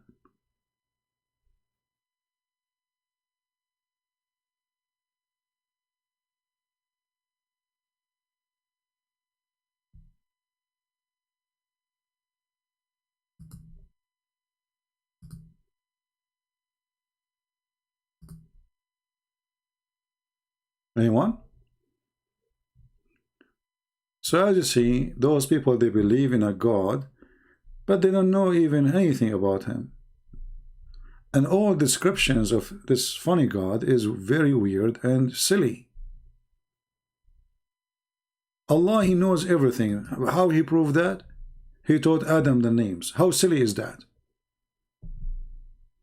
So I call my dog, I call him Tutu, and then I ask you, what is the name of my dog? You do not know. And then I tell you the name of my dog, and that will prove that I'm God. This book is not even fit for children's.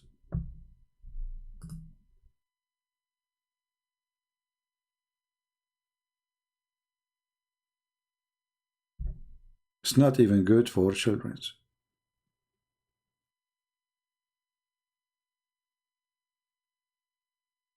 Do we have any Muhammadan?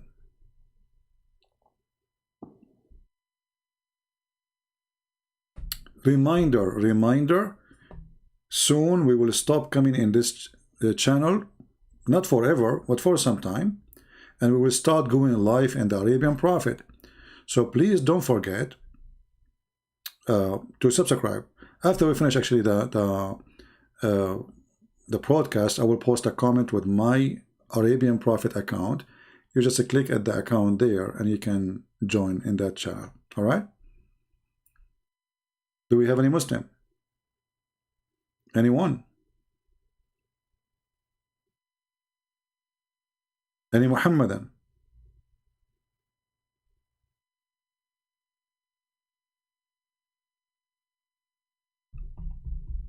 Anyone?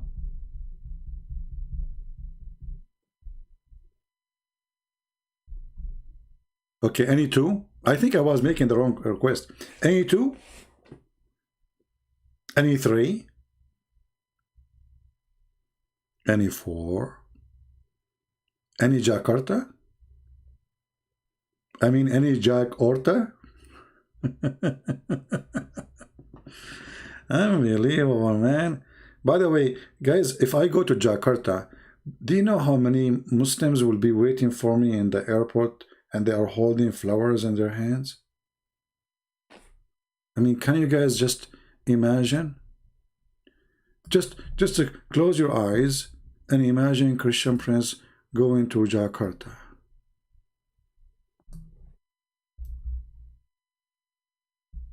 And there is the lovely Mujahideen waiting for me with the flowers. And I say, I mean, come on, this is not really necessarily. I mean, why you spend your money for that? I was like, this is not really, I mean, should not do that.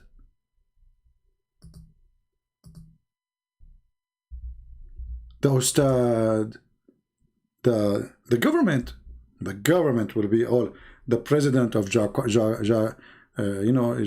Orta, you know. So he was like, Christian Prince is here, you know, and like I would say, like, yeah, who is talking, you know, and he will be waiting in the front of the airport, and he will tell me, I want to give you some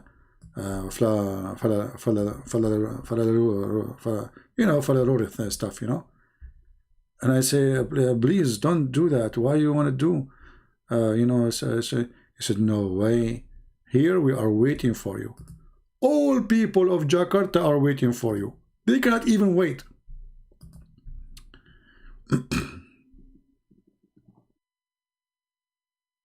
This verse is coming from Allah, so why would he say, do that to his own prophet? You sound ignorant. No, my friend, let me tell you what happened. The one who said that verse, you said it's Allah, right? Okay. Allah making a statement, a punishment. And if the one who is speaking this verse is Allah, then Muhammad is a false prophet. Because this is how Muhammad he died. If Muhammad is the one who made this verse, obviously Muhammad he never predicted that he would die in such a way. So when you say to me, my friend, that this is a verse made by Allah, okay, no problem. But Allah says, if Muhammad is lying, I'm going to cause his death in such a way. And this is how your prophet he died. Now you solve the problem.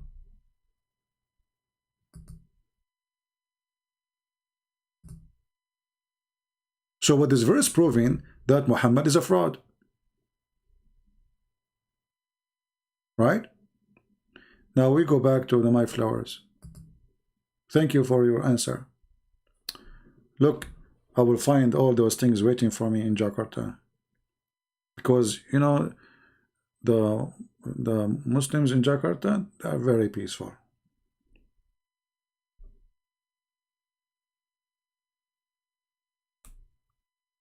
Do we have any Abdul he can answer?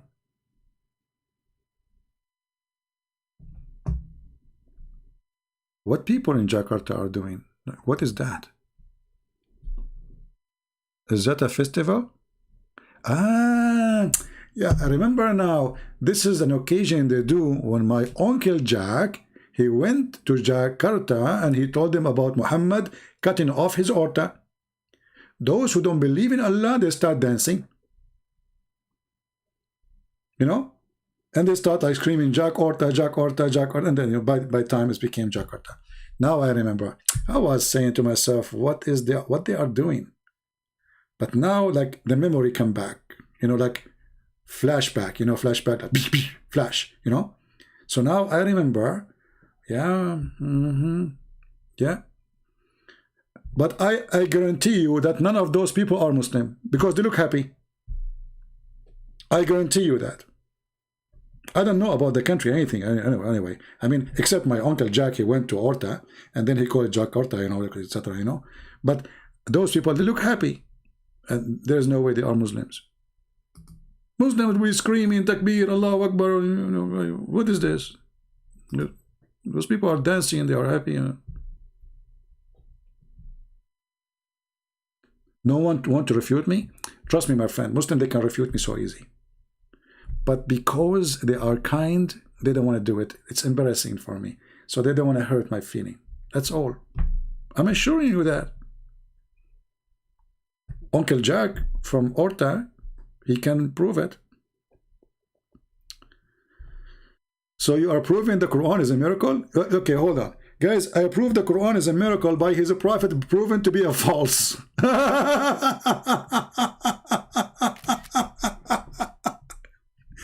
Look at the intelligence. We just showed him a verse in the Quran proving that Muhammad, if he lie, Allah will cut his artery.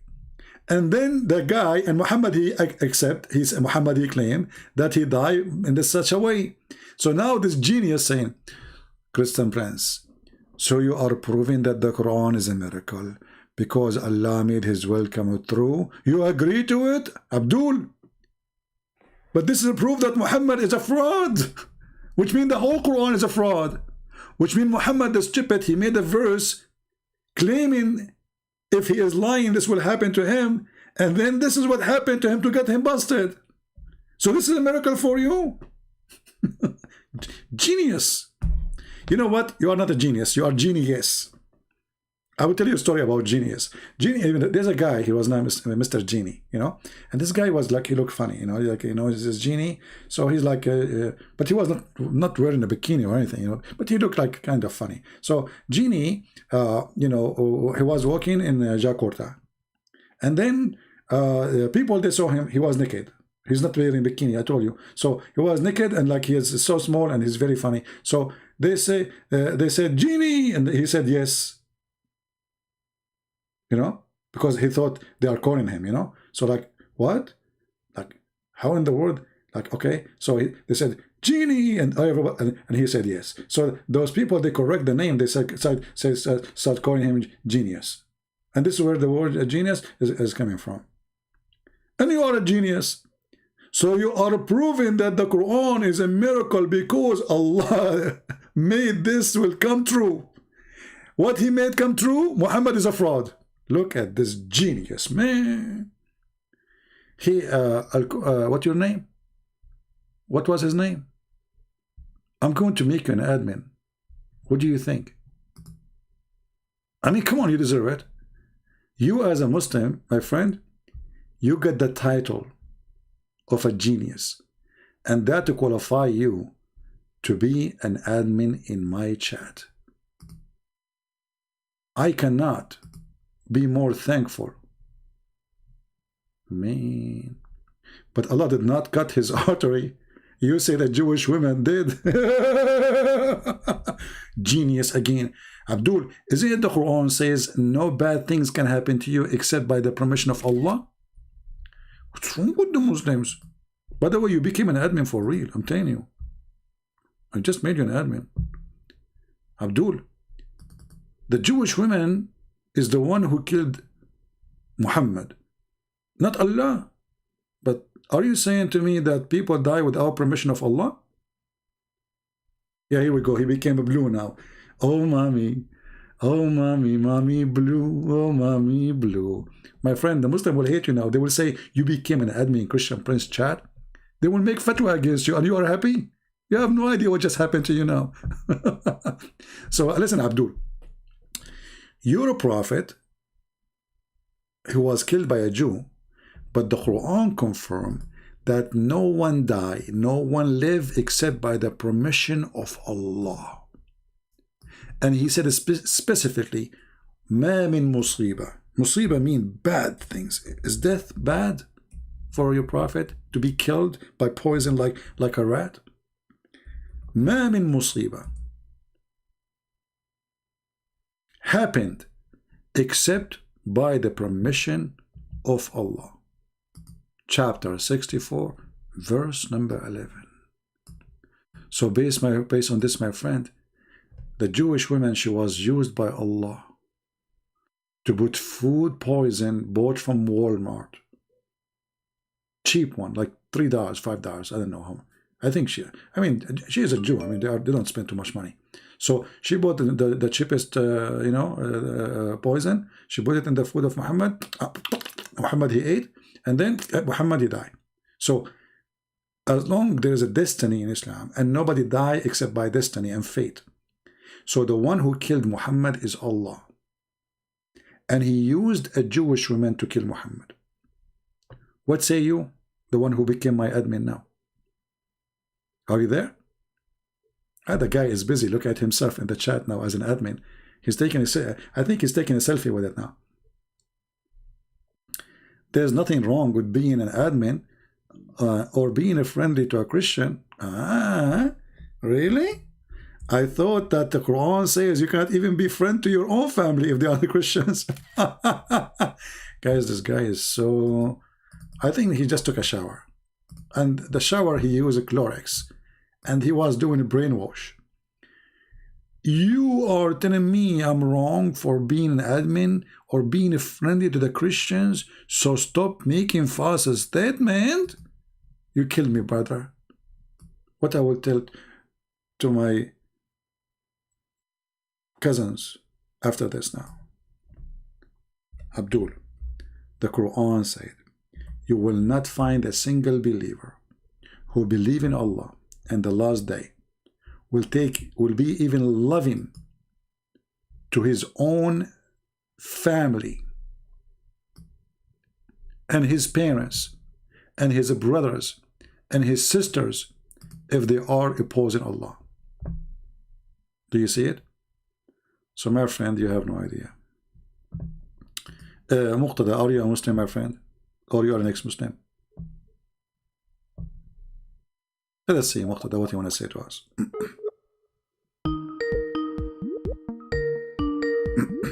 Yo, hello, man. Hello, hello. How are you, my friend? Christian Prince. So, are we on live now, man? Are we on live or what? Well, we are live, unless Allah cut your orta and my orta. Oh, man, God forbid, man. God forbid. All right. So what do you want to say to us, Mr. Muqtada? What do you want to say? So you tell me, man. You're the one who's the host. So you are a Muslim? Originally, yeah, man. I'm from southern Iraq. Okay. So you left Islam now? I mean, I'm not, very religious, man. I'm not. Either you say I'm Muslim or not Muslim. What do you think yourself? Do you consider yourself a Muslim or not? I mean, shit. Well, ethnically, ideologically, no. Basically, no. Yeah. So.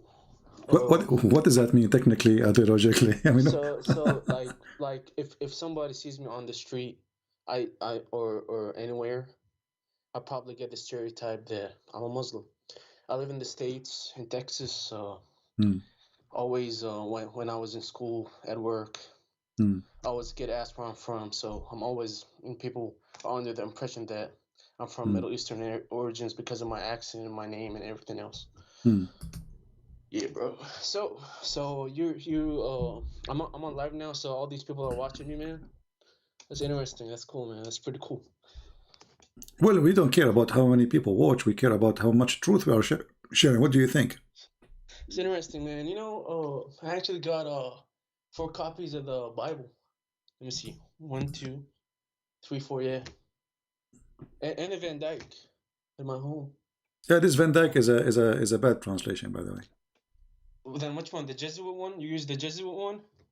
I don't know. I did not read, but this Van Dyke have a lot of words which is not really Christian word. Because it uses the word Allah, right? Because you have a problem with it. Because yeah, but this is not really only the only point. What's the other point? What's the other point? Like he used the word nikah. I heard. I did not have the book, but I saw somebody saying this is what it says. So if it's there, you know, we don't have such a word in the Bible. This is shame. So this is very hold on. false. So like let's say in what context does it use that word? He was translating supposedly the word marriage. He heard from Muslims that the word marriage for them is the word nikah, but Christians, this is a very filthy word for us to use. We don't use it. I don't know, man, but I know all the churches, the Syrian and the Coptic churches approve of it, and it's translated out of the original tongues in a word for word manner. You know what I mean? So I don't know. I like it so. But what the churches they use it? They use the Van Dyck. So this guy Cornelius Van Dyck had Okay, connections with the I saw a copy which is supposed to be corrected, but this is not the original then, because if this is true, I did not have a book. If that word is exist, did you see that word is exist anywhere? I don't know, man. I didn't see it. Okay, but, so if that word is exist, that will ruin the whole book, you know. My friend. Anyway, translation is translation. Anyway, translation. Okay. But this is not the topic, you know, for us. Translation, you can make translation too. Translation is a translator, you know, he do his best to translate. He can be honest, he can be a liar, he can be whatever. I want to ask you. So now you are saying if you walk in the street, you are like a Muslim, but you are not a true believer. So what are you now? No. Why you don't want to be a true believer? You don't believe Muhammad is a prophet? I mean, you know, not really, man. Not really. Before we continue, let me. I will answer Abdul. He said to us in chapter 60, verse number 8. It says Allah he ordered the Muslim to be nice to non-Muslims. My friend, this verse is about fighting those who don't fight. You don't fight them. But this is abrogated. You go to the chapter of At-Tawbah. It's called Bara'ah. The original name of At-Tawbah is called Bara'ah. Bara'ah min Allah. So Allah, he washed the hands of the Muslims from all the agreement to not to fight those who don't fight them. This is why he says, go and attack and fight those who don't believe in Allah. So this verse is abrogated and you are a fool. Sorry, my friend Muqtada. I was answering this Abdul. So Muqtada, what make you leave Islam? You know, what is exactly make you? I mean, I haven't really, you know, I was, you know, just taught as a kid, just memorize, you know, the normal regular stuff. But I was raised in the state, and I served in the Navy for a couple of years. And when I was in service, we had on Sunday the opportunity to go to church. Wonderful. Right. So I picked up a Bible. It was the ESV at first, from the chapel. And I went to the Protestant services because, you know, the chaplains, the actual chaplains in the military were, you know, usually the ones that come and present to us. Yeah. They were motivational speakers, and they were chaplains. They were. I know. I've been in the army myself. I know. Okay. That's cool, man. Yeah. Yeah. So I'll go there, and you know, it's a lot of interesting stuff. You know. So you did not decide to become a Christian yet? I haven't been baptized, but I actually, you know, my faith is not that strong, but I do believe in it. I do believe the Bible, yeah. So do you believe that Jesus is Lord? Yes, amen. I mean to that, you know. So you are a Christian by heart. Then what is missing then is just to do baptism. If you believe in Jesus as your Savior. Yeah. Yeah. So I mean, I'm sorry that I came up. I mean, if you know, you only take calls from Muslims or not, but you know, it's just interesting. I mean, if nobody's willing to call you, then yeah, it's okay. not, right? Actually, I allow ex-Muslim to call me too. No problem. That's cool, man. But anyway, I'm happy for you. What about your family? Did they accept the Messiah or not yet? Nope, they actually are in contempt of it. They think I'm dumb and they think I'm stupid. But why you don't invite them to talk to me? What do you think? Heck no, man. No? It wouldn't be you know, but they're not very friendly to these conversations, and they think it's taboo, and you know, and other than that, it's you know how it is, man. You're from, like, obviously from that area of the country, and so your parents, they speak Arabic? They don't speak English? Yeah, man. Yeah, Arabic, yeah.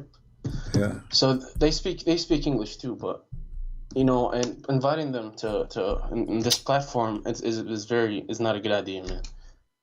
Yeah. Yeah. But well, I don't know. yeah, if you want, tell them Christian Prince invite you and he says شلونك عيوني شلونك عيني شلونك شو مخلي you're Iraqi, bro? You're Iraqi? Huh? Are you Iraqi? You know, I will not say. You don't want to disclose that. You don't want to disclose that, right? Yeah. I mean, yeah. Oh, it's whatever, man. But That's cool, man. But I, you know, anyway. Mashallah. So that's good. So like you said it used the word nikah. What Sifr al-Ishah or what book does that? I don't remember really what translation, but it's going to appear supposedly in the word instead of the word. You know, I saw in the internet a translation for that book. It's corrected, so that word does not exist no more. Oh, no, but man. they say, I don't know, I don't have the original book. They say that in the original book that word exists. So I'm not sure. That's why I'm asking you if you saw that word or not. No, I man. But you know, I had a friend called you know, do you know a guy named Shamun Hido or Shamun Hido? Like, do you know a guy with that name? He's from Syrian origins. He does Christian apologetics in Arabic. He speaks Syriac or Aramaic. He's a Syriac from Syria, and he has these Syriac manuscripts. He said he compared the Van Dyke to it, and he said it's legit. So he likes it. but the word nikah is not legit. I mean, I don't know, man. Yeah. I mean, I don't know. So maybe he have the version of the corrected one. I saw it in the internet, which is they are taking off all those words, which is not right.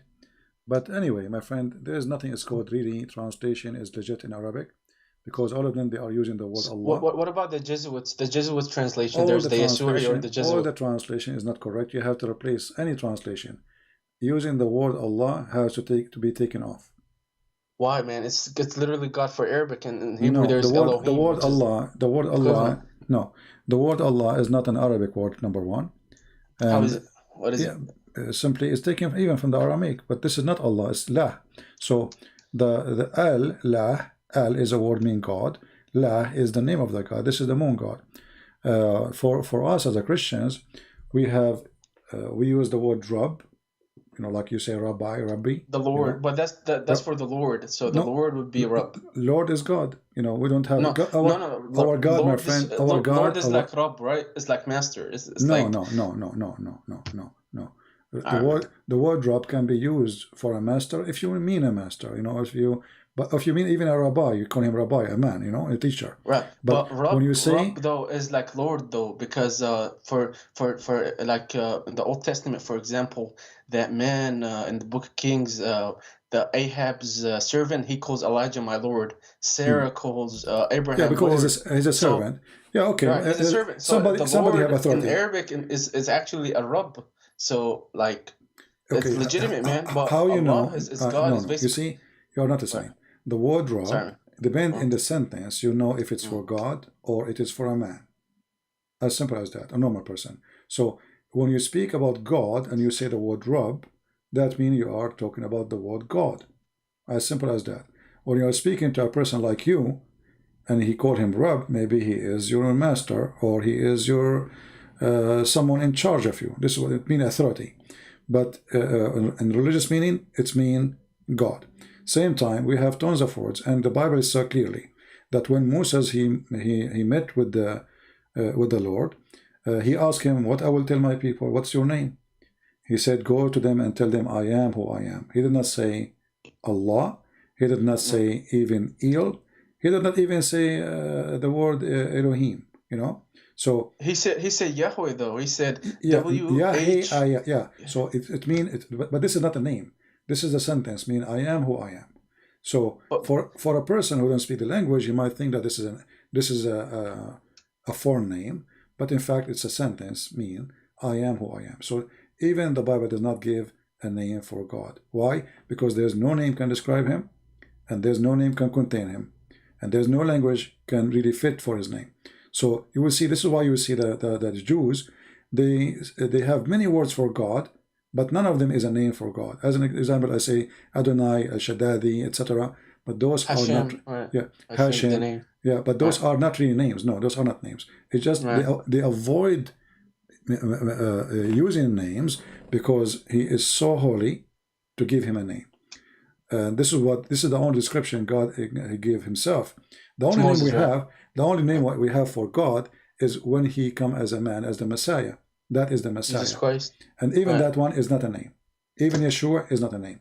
Even Michael is not a name. Even Gabriel is not a name. Even Jerusalem is not a name. But these even are Abraham is not a name. Even Adam is not a name. So all the names in the Bible are not names really, are sentence. They meant something. Like when you say Israel, there's no person his name is Israel. But Jacob, this is I mean, it's Jacob, right? Yeah, even Jacob is not a name really. You can go check. You will see that the Bible is an amazing book. Everyone was given a name. Yeah, everyone was given a name, which is a description of his story. As an example, Moshe, the one who was drowning. Yeah, the one who was drowning, or the one who saved from drowning. Abraham is the one who crossed the other side.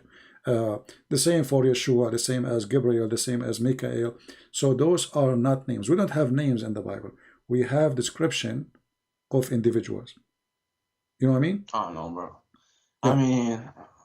I mean, if you want to take it that way, if that's your no, it's not up to me to take it. It's not up to me and to you. This is how it is. This is not up to you, not up to me. I mean, is it endorsed by some official church? Is that teaching endorsed? But they are not names. Who said that the churches that tell you, when you say this is not a name, my friend? So okay. What your name is? Muqtada. Okay. What Muqtada mean? Means like role model for Arabic. Like okay. Arabic means see, like even your name is not a name.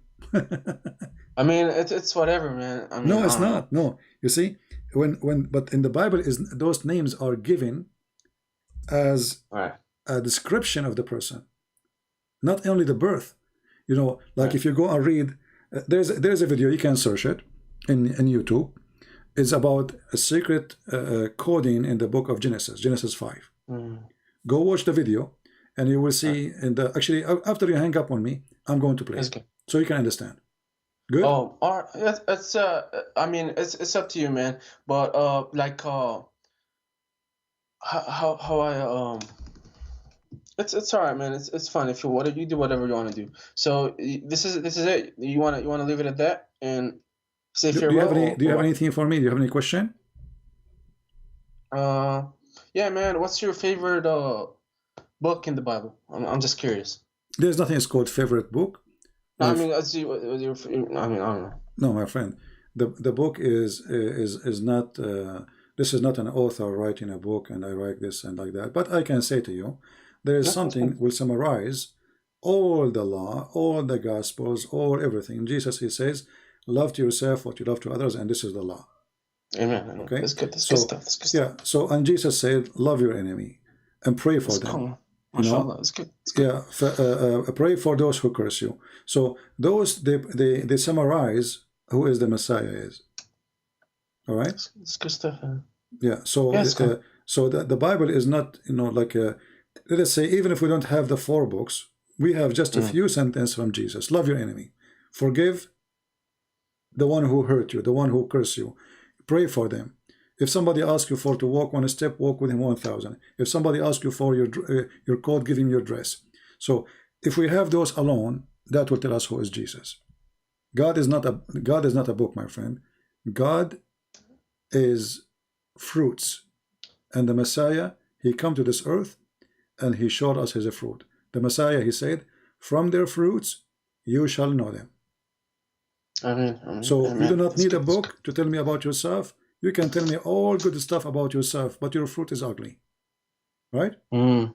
So the Messiah, he gave us the guideline to be what we should be and learn how to judge without being the judge. That's good, man. All right. So I mean, I got one more question, man, but it's up to you if you want to answer that. So are you one of the original churches? I mean, or are you what's your theology in on the scripture? I don't believe in the church's names. I believe in the Messiah. I mean, so you're an evangelical or Protestant? No, I don't. I just told you, I don't believe. I am not Protestant. I am not Orthodox as the name of a church or a Protestant. I prefer to be a person who is following the Messiah, because those names are not really exist. The Messiah, he created one universal church, and the church is the people. It's not a priest. So like it's not non-denominational, right? I don't even believe in something called denominational. You know, I believe in Jesus. So That's we good, believe, man. we follow the Messiah, no one else, no bishop, no, Amen. Yeah. no one. We do not need anyone to be in the middle between us and the Lord, the Messiah, for He is our Savior. So why I want to follow a priest when I have the Lord Himself and He is a living Lord? Amen. You know what I mean? Yeah. He's a living God. That's good. It's good to listen to somebody He is knowledgeable to teach you, right? He can be a priest, but I'm not following the priest. I'm going to follow the Messiah. So if the priest taught wrong, I will say to him bye-bye. You know, I will follow only the Lord. Yeah. So the Lord is what we follow, not sect, not a church name. We are not church worshippers. We worship God, and His name is the Lord, the Messiah. Amen. All right. That's good. Well, nice talking to you. Nice talking to you. And I will play the video for you. Listen to it so you can see what I'm talking about the names. Oh man, peace. Have a good day, man. All right. Take care. Bye. Salam alaikum. Mark. All right. We will play a video so people they will understand that in the Bible reading we don't have names. You know, usually, I mean, not because we are not smart, but usually people they are, let us say, they don't go deep. Muqtada, we have our brother here, Sam Shamoun. I don't know if you know him.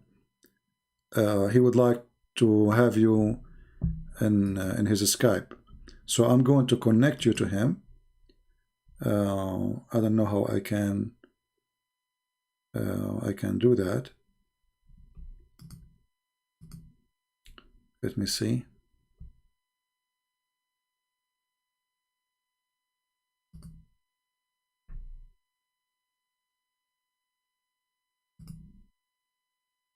I'm not sure how to do that in Skype, to add somebody to the conversation. There is an option. Let us see, add a person. Okay.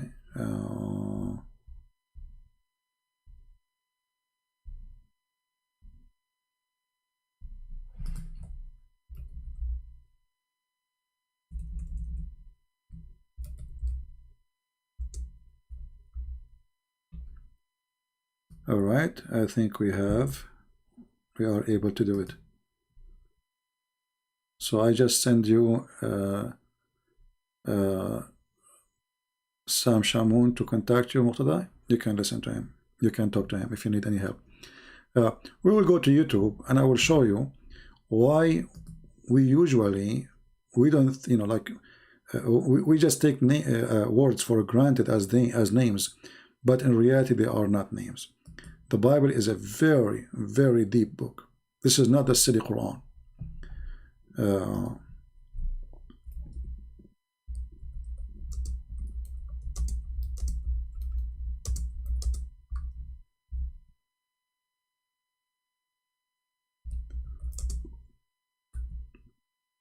I'm trying to find the verses.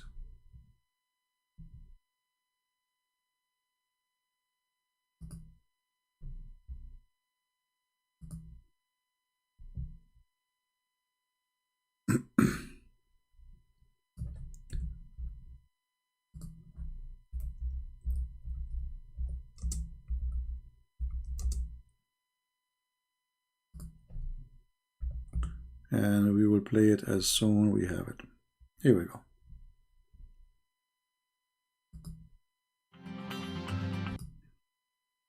Okay.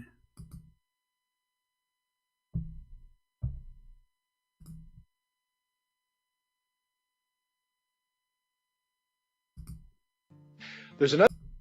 All right, let us put it on the screen, and I want people to listen carefully so you learn and you understand what I'm trying to say when I say in the Bible there's no names. There's no names. There's a story. There's a coding.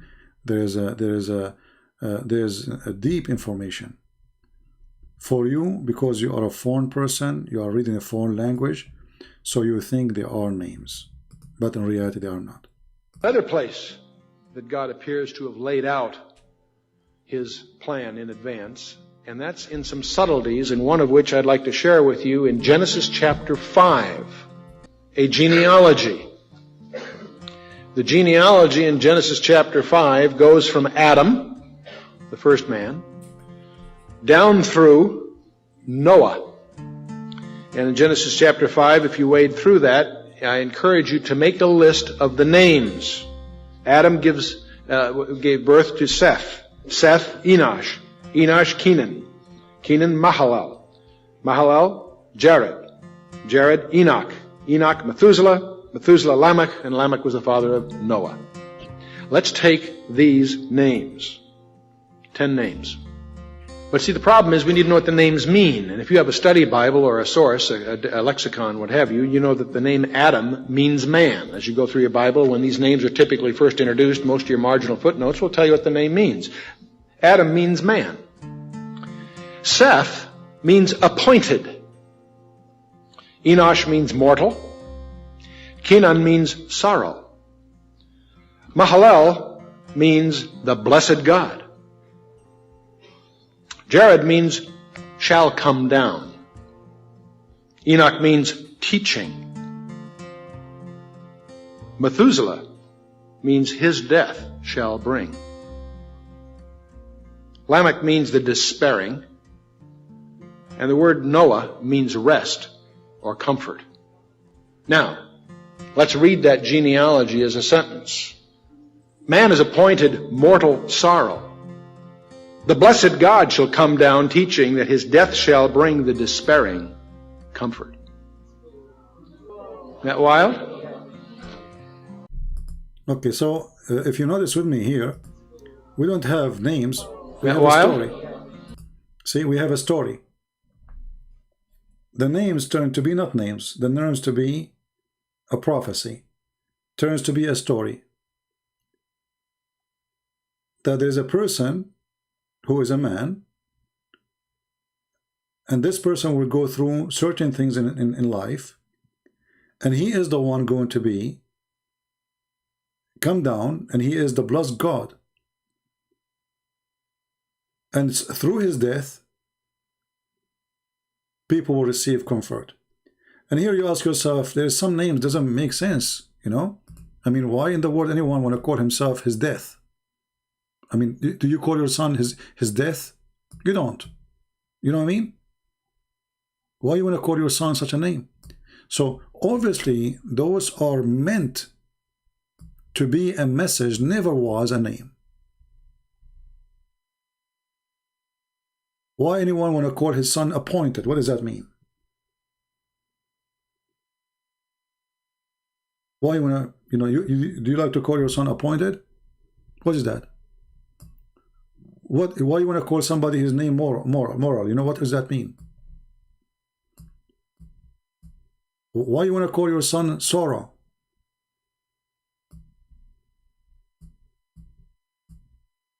Why you want to call your son the blessed God? So this is not a name. Those are a message. And the rest, the same goes for everything in the Bible. Even the bad one, he have a name fit with him. So if you go and check the names, Noah, Adam, all the names, Gabriel, Michael, Israel. Israel means the one who struggled with God. Why he got the name? Because he tested him. He struggled with God. So God, he said to him, from now on, I call you Israel. And that was for Jacob. So Abraham is not a name. Moshe is not a name. All of them. And this is why I say to the Christians, don't say that God have a name, because he don't. When he described himself to Moses, he said to him, I am who I am, which means I am the one who exists by myself. I do not need anyone to make me exist. I am your Lord. And that's it. And then that Lord, he showed himself. He showed his ability, his power, and what he can do. Because anyone, he can say, I am who I am. Anyone even can say, I'm God. I can say it, you can say it. If Allah can say it, anyone can say it. So we don't follow a book of stupidity like the Quran, mean nothing. This is a very deep book. And the more you study it, the more you go really in depth, and you will be surprised. And it doesn't matter really how much you study. Like, you can be a farmer who do not know much, still you enjoy it and you love it. And you can be a person who studies so deep, and then you will enjoy it even more.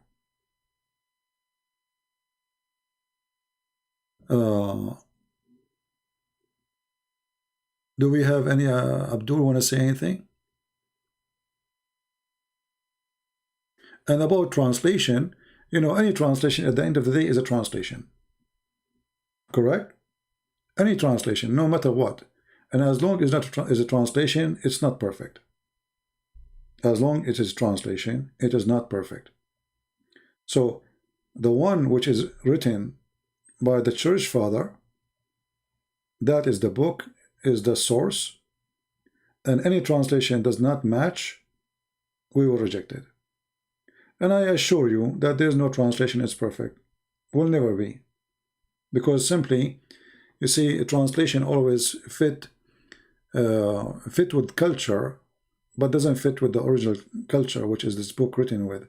Like when you read in the book of John, the Logos. Logos is something very well known for those who they are Greek, but for other nations, they don't know what does that mean. So for somebody who is a Greek who study philosophy, he do not need really to make introduction for it. But for someone else, you need to do introduction. So every book is written in different language, written in different way for a reason.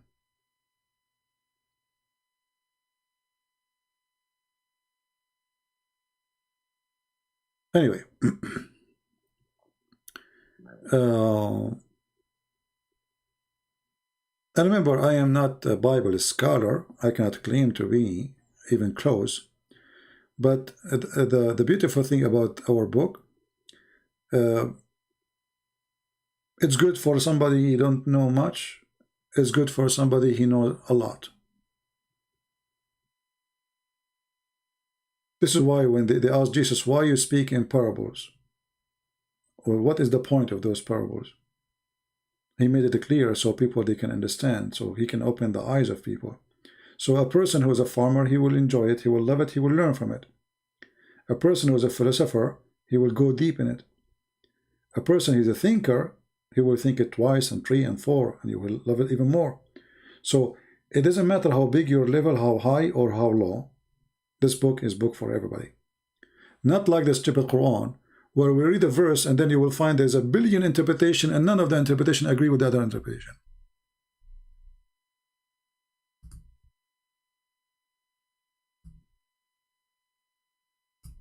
Every Muhammadan, he give you different interpretation.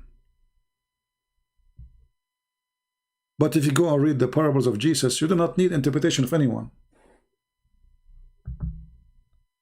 Jesus, he did not require you to have a PhD or to be a cleric or to be a scholar to understand a simple story. This is why he made them so simple. So you can be a person who never been in school, who don't even maybe know how to write your name, still you love it and you enjoy it and you can practice the story.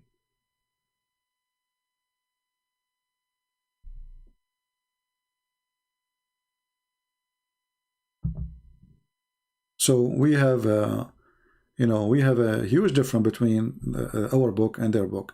Same time, if you ask the Muslims, like if you go and search here in this book in front of us called Quran, it says Israel, but there is nowhere it says who is this guy Israel. Who is Israel? Ask any Muslim. Here we go. We have Muslims in the chat. Hey Muslims, who is Israel? Nowhere in this book it says who is this guy. Okay, how we will know then? If this is a book sent by God, shouldn't this God tell the people, especially they are not Jews, especially they have no idea what that word means, shouldn't he introduce, or let's say a good introduction? Suddenly in chapter 240 the name Israel appear. Okay, who is this guy?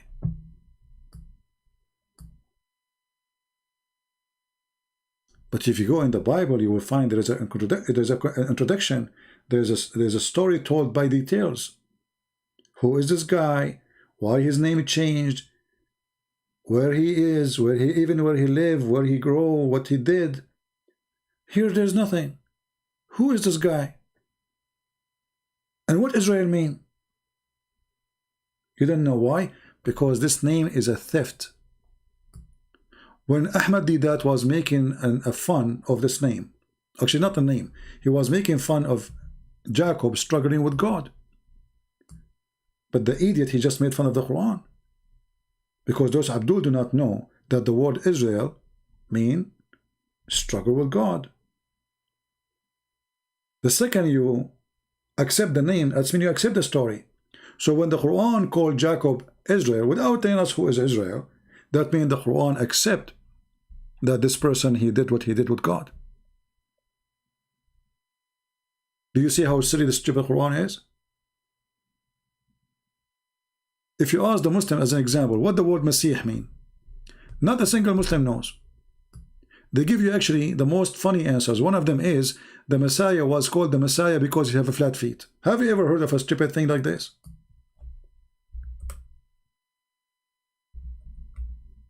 Or because he used to wipe people with oil. Every Muslim cleric, he give you a different answer. Why? Because this is a name, is a stolen. They don't know what it mean. What Isa mean? Okay, what Maryam mean? They don't know. What David mean? They don't know. Abraham, even the word Satan, they don't. Do you even know where Satan is coming from? They don't know. As an example, the Quran says Iblis. Go check and see where's the word Iblis coming from. Why Allah he chose this word?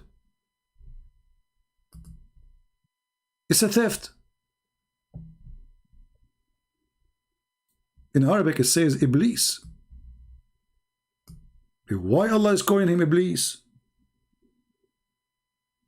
Is that an Arabic name, the original name of Mr. Satan in Islam? Or this is a theft from other belief?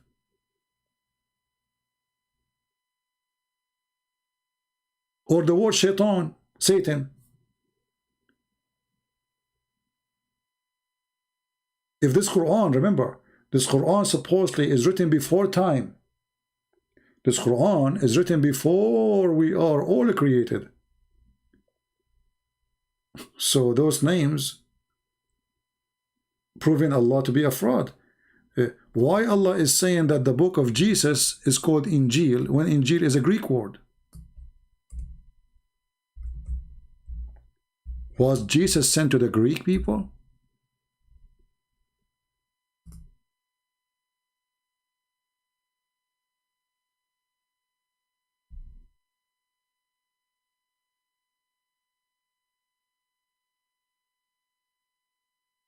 This is alone is enough to prove Quran is a fraud.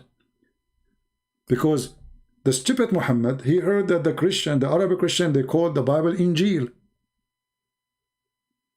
But this is a Greek word for the Greek book. So the silly Muhammad, he said, okay, Allah, he sent down the Injil, but that will make a horrible problem because Muslims, they claim that Isa was sent to the Jews, the Hebrews. So why he was sent to the Hebrews and his book is in Greek? Do you understand what I'm saying? It's like, you know, you are sent to the German and your book in Chinese, the title of your book in Chinese.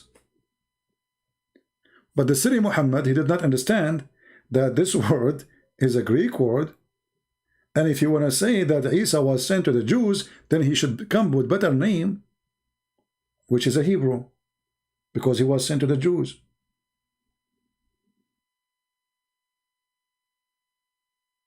If you ask the Muslim what Torah mean, they don't know. Okay, Allah called it the Torah. Don't Allah knows what the Torah mean? Shouldn't Allah tell his prophet what the word Torah mean? When we say Torah, we don't know. So what this guy he knew?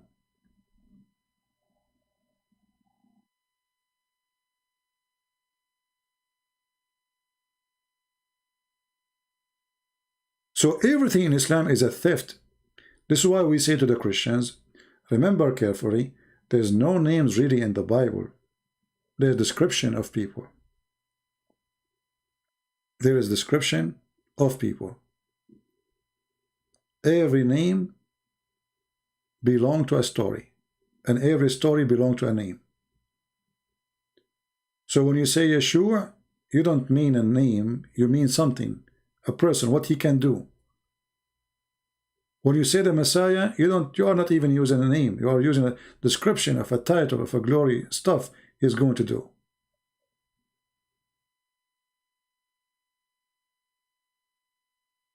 When Muhammad, can you show us, just search for in Google, my friend. You want me to do everything for you? Search where the word Injil is coming from. This is a Greek word. And go and Google in 2 seconds. You want me to do everything for you? This is why you say Angelican Church. You say this is a Greek word. It's not a secret.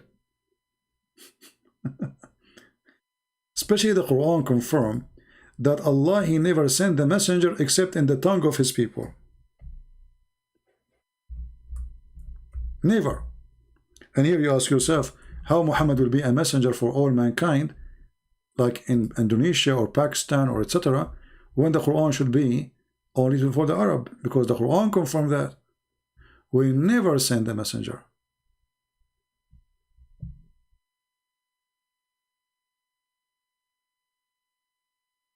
Except in the tongue of his people. So what is the tongue of the people of Jesus? Greek? Based on this verse?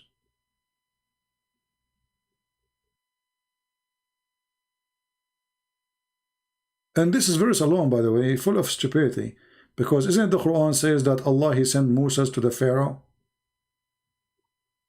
So do Moses have a Torah in the old Egyptian too?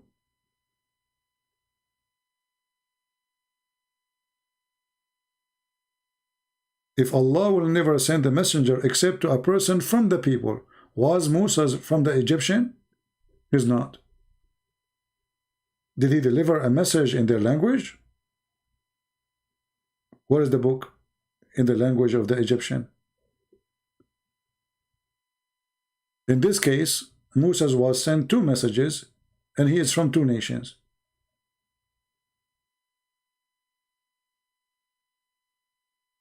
And not only that, the verse here says, then Allah mislead whom who He wills, and He guide who He will. Do you see it? So Allah, He sent messengers with books, and then He mislead. So who is the devil?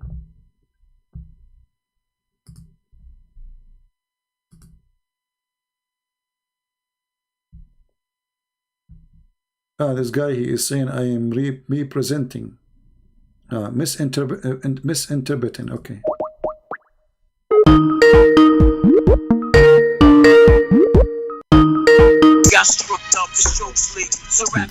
Stupid. So do you see the stupidity here? Does it say in the front of your eyes? Then Allah mislead. So Allah, He sent to every nation a messenger, and then He mislead those people? How stupid is that?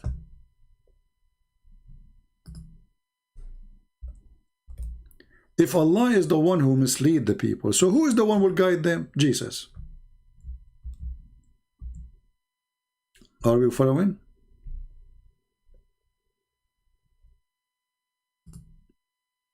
If Allah is the one who mislead them, and this is the Muslim translation. In Arabic it says, فَيُضِلُّ اللَّهَ مَنْ يَشَاءُ. So Allah deceive who He wish, and He guide who He wish. فَيُضِلُّ اللَّهُ مَنْ يَشَاءُ وَيُهْدِي مَنْ يَشَاءُ. So Allah deceive who He will. Here in the Muslim translation saying mislead, which is not accurate, by the way. It is deceive. So Allah, He deceive who He will, and He guide who He will. So Allah, He deceived, Jesus, He guide.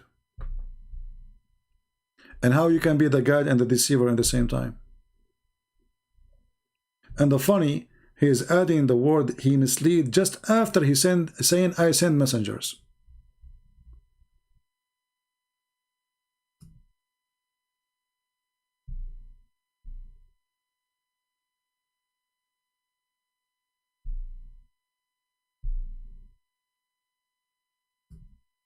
All right. Anyone have a question?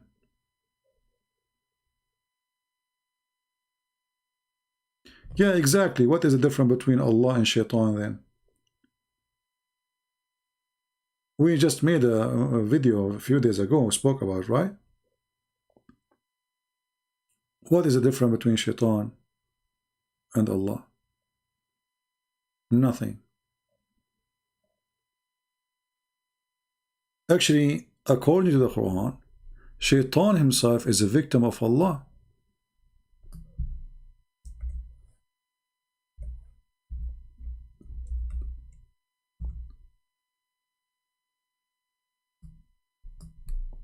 Read carefully.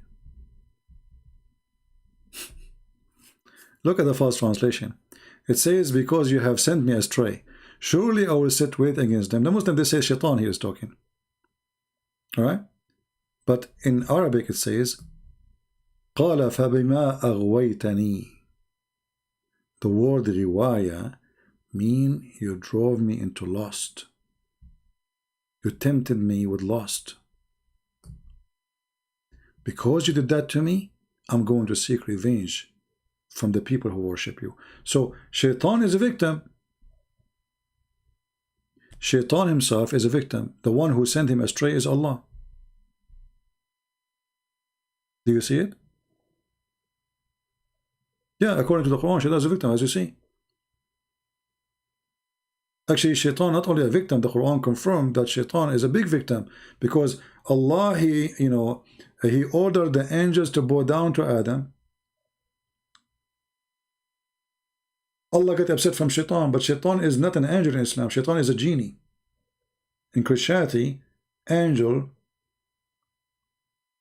is not a demon, and he is not a genie. The Satan, I mean, he's a fallen angel.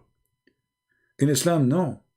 In Islam, the Shaitan is a genie. So when the stupid Allah, He says in the Quran, He ordered all the angels to bow down, except Iblis, he refused. But Iblis is not an angel. Why he will bow down anyway? This is chapter 7, verse number 16. All right? I mean, the whole story is stupid. Look here. Look here.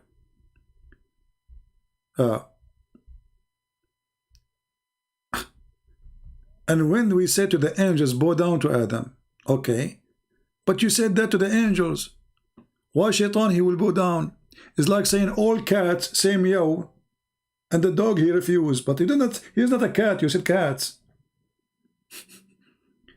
Do you see the stupidity? You said all cats. What the dog have to do with it? So Allah, He said to the angels, bow down. Shaitan, he refused. For a person who do not know that Shaitan is not an angel in Islam, you might get confused. You might think, okay, well, Satan is one of the angels.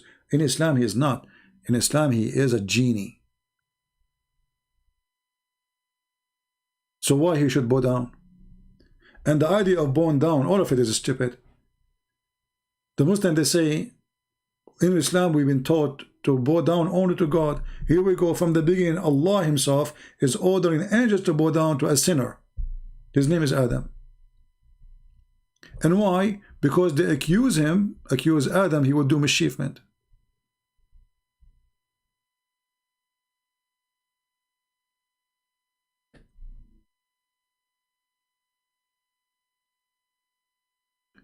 Anyway, our video is getting longer and it's getting really late here.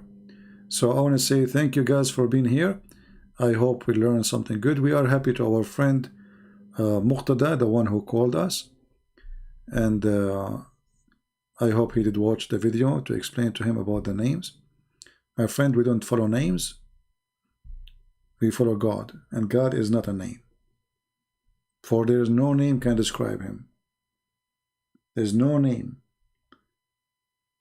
The same as the Messiah, the Lord, no grave can contain him, and no cross can hold him.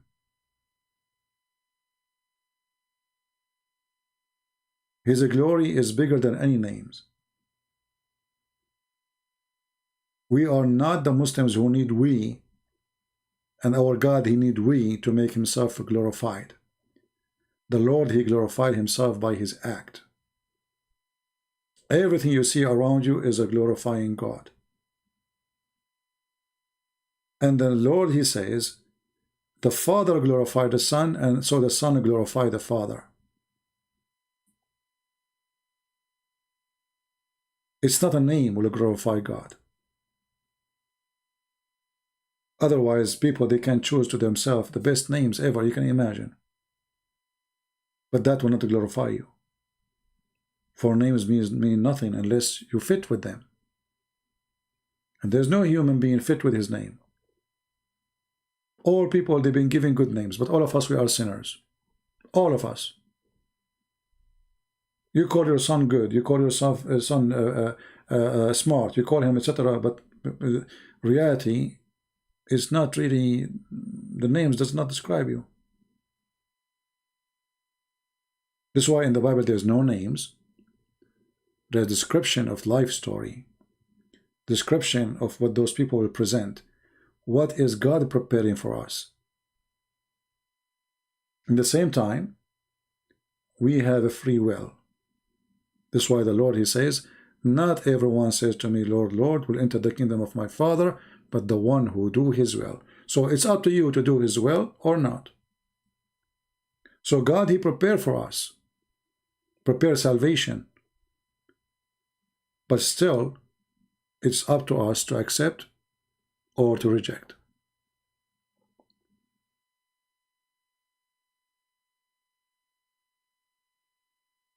This Quran is just a stupid, silly book.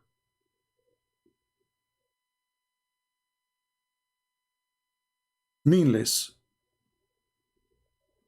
God, he is ordering angels to bow down to a man. And why? Because they said this man is going to do mischievement, and it turned to be true, and Allah is wrong. And not only that, Allah, he accused angels to be liars. How come Allah did not kick the angels out of heaven?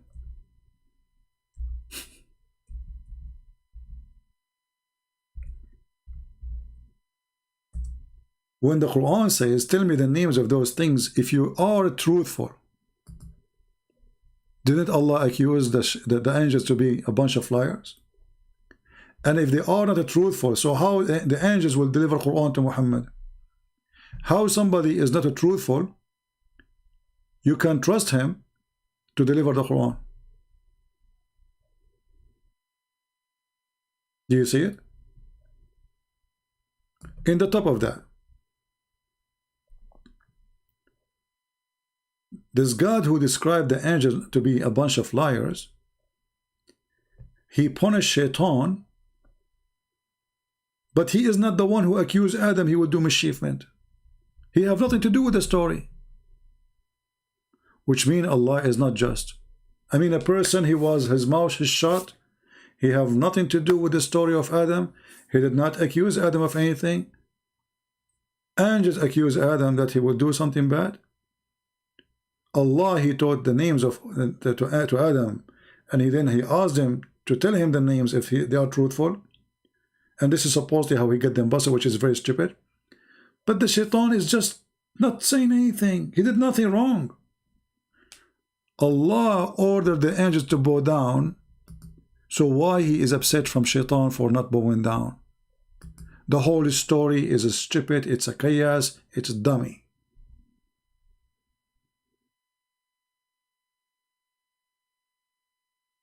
And then the angel who delivered the Quran is not as truthful as you see in the Quran.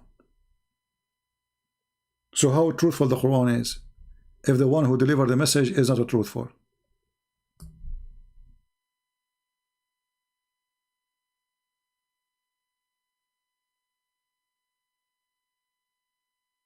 Do you understand what I'm saying?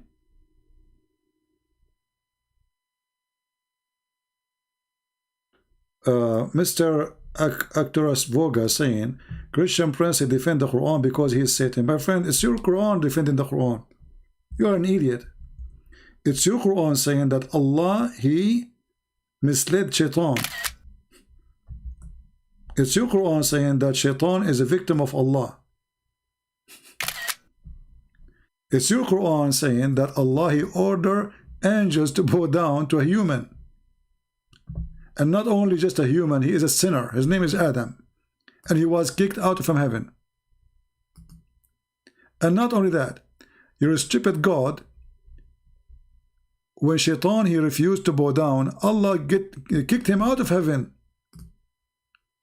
He kicked him out of heaven.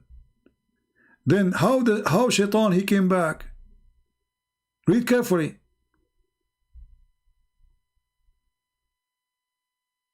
When Allah, he ordered angels to bow down, and Shaitan, he refused.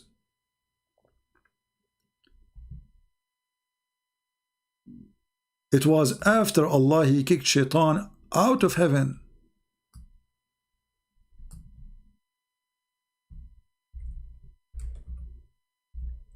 How Shaitan get back?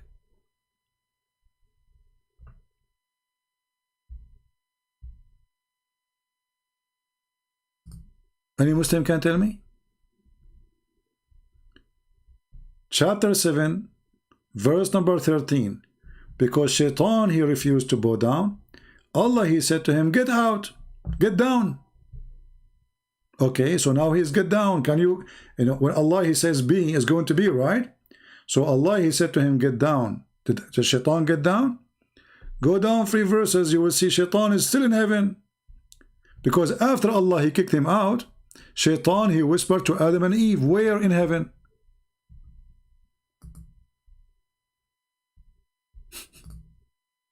This is a book of God.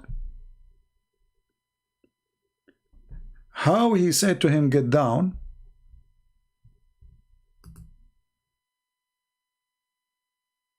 And then how after that he went to Adam and Eve in heaven to deceive them.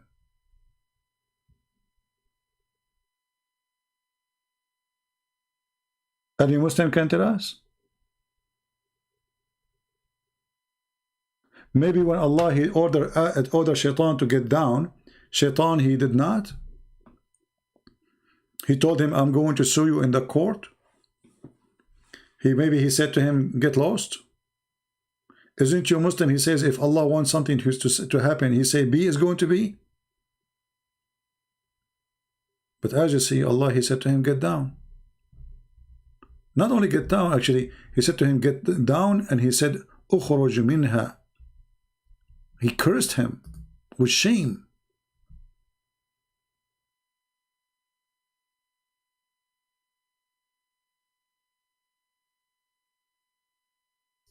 And then after Allah, he ordered Shaitan to get down. Then Allah, he says to Adam and Eve to go and live in heaven. And then suddenly Shaitan is in heaven again. Do you see what happened when you have a stupid author? I mean, the guy is out. How he get inside the heaven? Especially the heaven of Islam is in the sky. Is literally in the sky. Shaitan now is in the earth. How Shaitan went back? If you remember the story of Muhammad and the angel Jibreel, there's 7 doors and 7 gates, and they will ask you where you're going. And the Quran says if Shaitan tried to go out of the heaven, Allah will shoot him.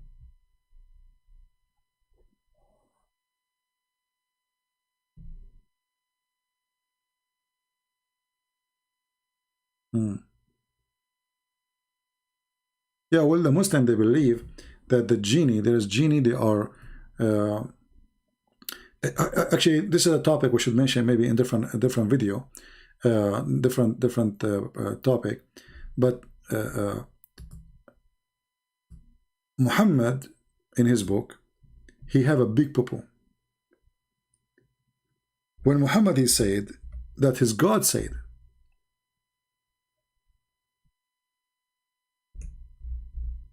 are you going to follow Shaitan and his children's, his kids. But he kicked only one shaitan from the heaven.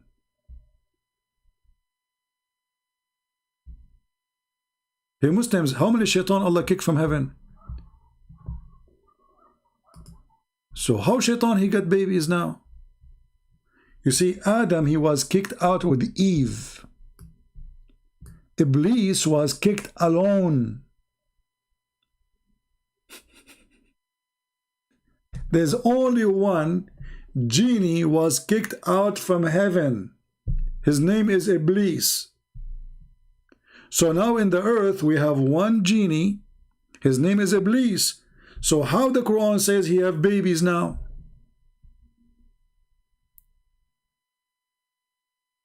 And here you will see the Muslims, they start their innovation. So they say that Allah, he created the penis in the right thigh of the leg of shaitan, and he created the vagina in the left thigh of shaitan. Then he shake his legs and he put this inside that, and he do nikah to himself. And then he lay 10 eggs, and then from every egg there's 70 male shaitan and female shaitan, they come out. And I challenge any Muslim to say I'm lying. All of this story is made up just to cover the stupidity here that shaitan have babies.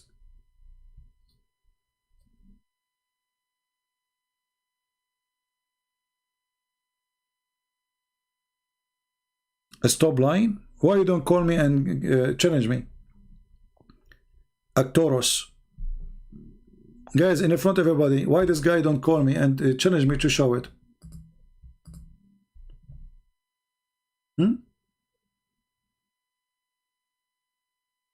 Actually, even your prophet, he agree, you know, he said that the shaitan, he lay eggs. Don't you know? Here we go.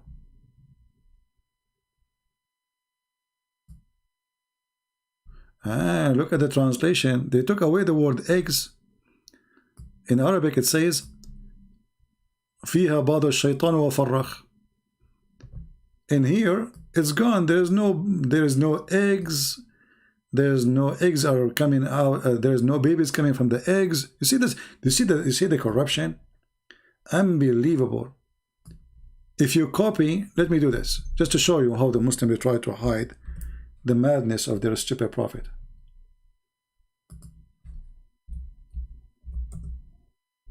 We will use Google translation. All right? So remember, the one in the left is the Muslim translation.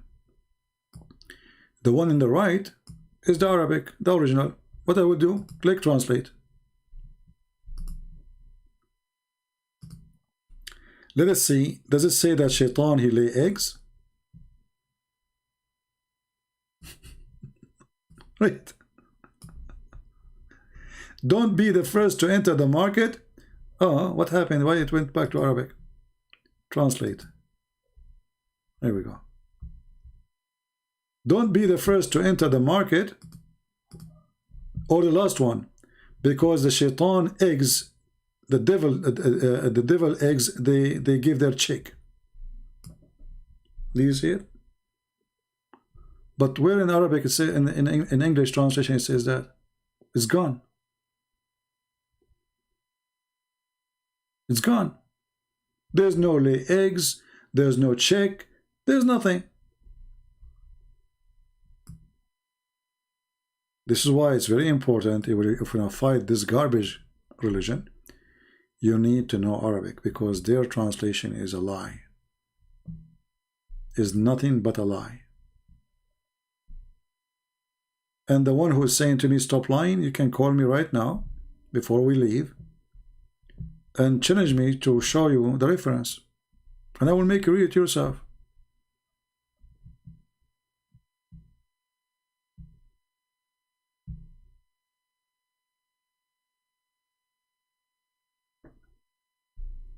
Right?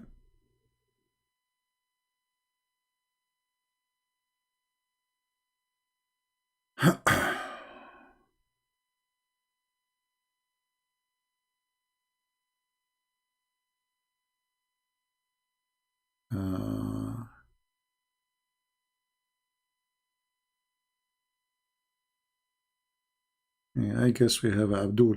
You know, the Muslims, what is lovely about them, you talk about tomatoes, the Muslims, they try to change the topic.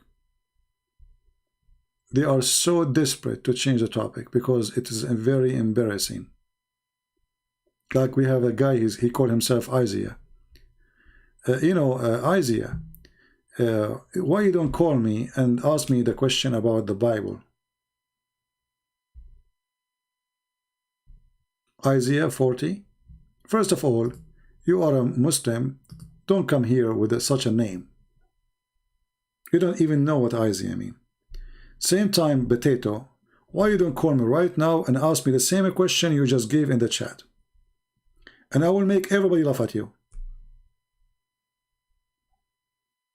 Is that fair, guys? Why you cannot be a hero and call me right now and tell me the verse you want to talk about from the Bible? And everybody will laugh at you in 2 seconds. He mentioned that in the Bible speak about the edge of the earth. It's in your Quran, you donkey.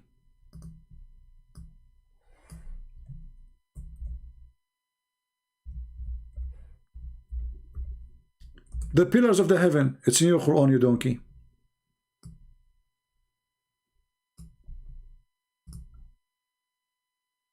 When they try to make fun of you, those are idiots. They do not know what they have in their books.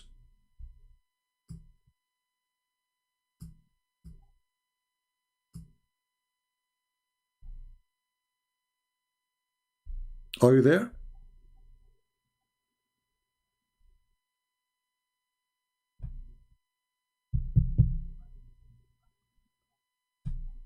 It is Allah who raised the heaven without pillar that you can see. Meaning it has pillar, but you cannot see. And you can read the interpretation. According to the Quran, there's a mountain, it's an azure mountain surrounding the earth, and the color of the sky is take the color from it. According to the stupid Quran, Allah, He left up the heaven in the top of pillars that we cannot see, and He placed mountains in the top of the earth.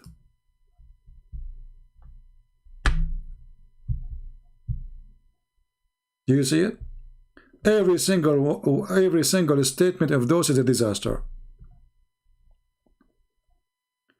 According to the Quran, the sky was in the top of the earth and Allah, He lifted up. But is the sky really lifted up? Who is the stupid when I believe in this? We are inside the space and the sky is not lifted up.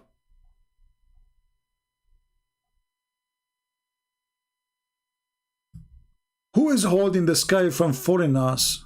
Allah.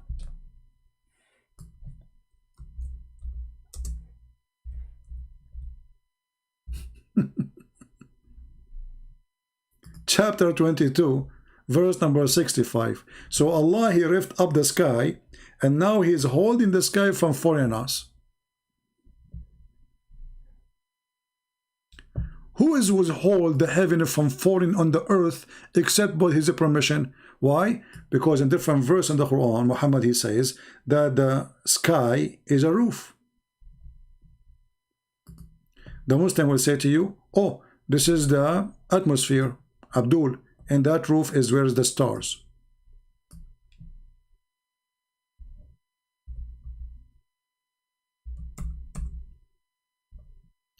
And when Allah, He says protected roof, He's talking about if shaitan, he tried to go out of the earth or a human, Allah will shoot his ass with fire. The same verse, the Muslim, they say this is about atmosphere. Why Jesus enjoyed to be kissed by a woman? Well, roast yoga, you are a son of Muta, and we don't have such a verse in the Bible. Get out of here. Go and follow the Muta prophet. Where in the Bible it says women, they were kissing Jesus? Filthy son of Muta.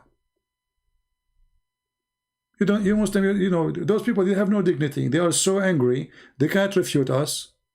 and they fabricate lies. Even your stupid Quran, chapter 19, verse 19 says Jesus is holy. Even your stupid donkey Quran. When the angel came to Mary, he says, I am here to give you the glad tidings of a holy son. So why you are a filthy, trashy person?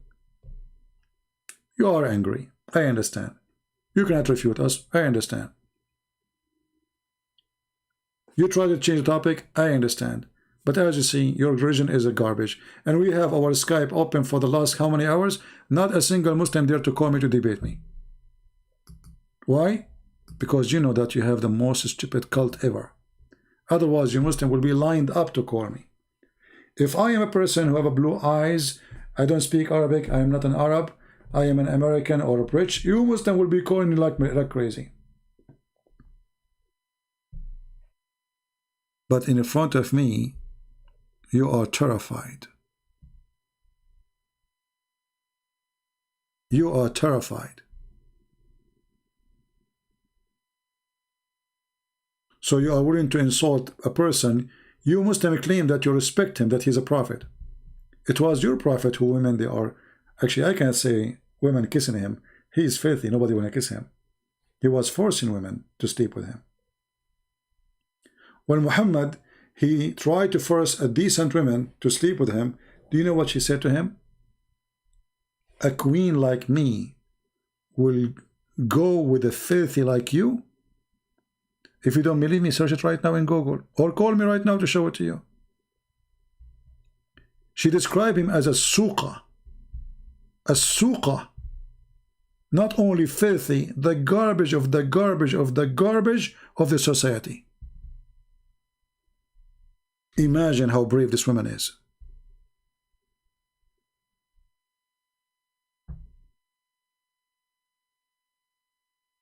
She refused to sleep with this filthy man.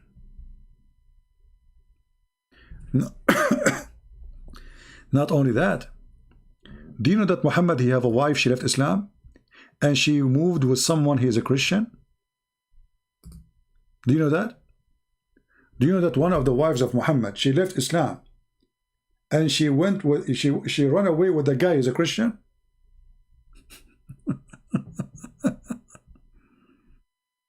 I mean, what a shame. The wife of Muhammad leaving Islam and she is going with the man, he is a Christian.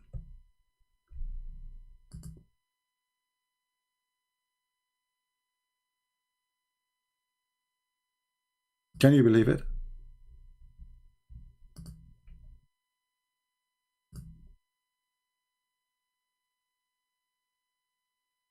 The more you read about this mad Muhammad, the more you see how much people they hated him, disrespected him, and women they are running away from him.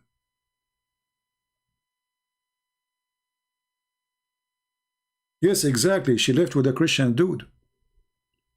She left with a Christian dude and she married him.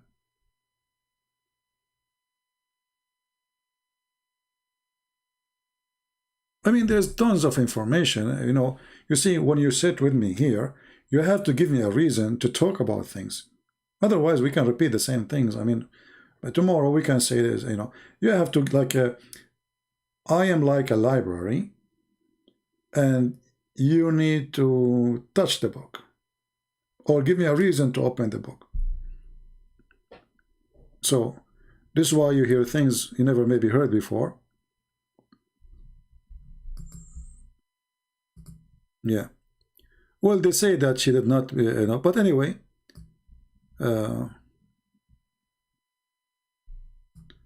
what you can say.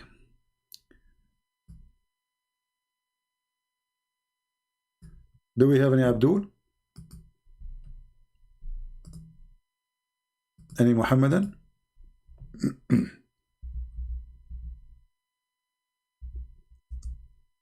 There's tons of stories.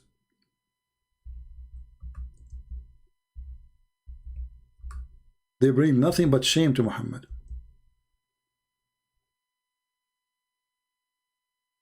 Let us look in Skype.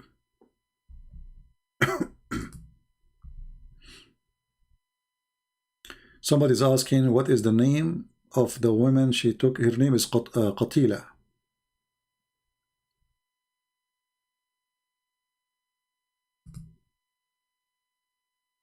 This is one of the, actually there's many stories, but you know, this is one of them.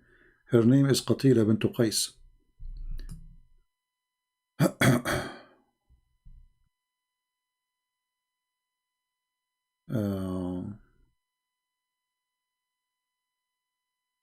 But there's more stories of more women. Obviously, they run away from Muhammad.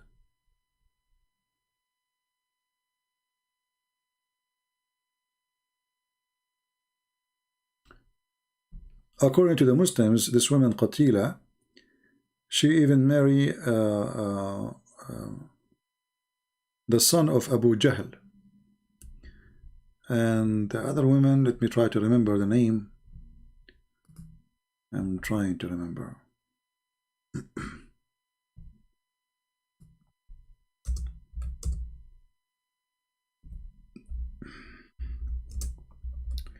Let me search.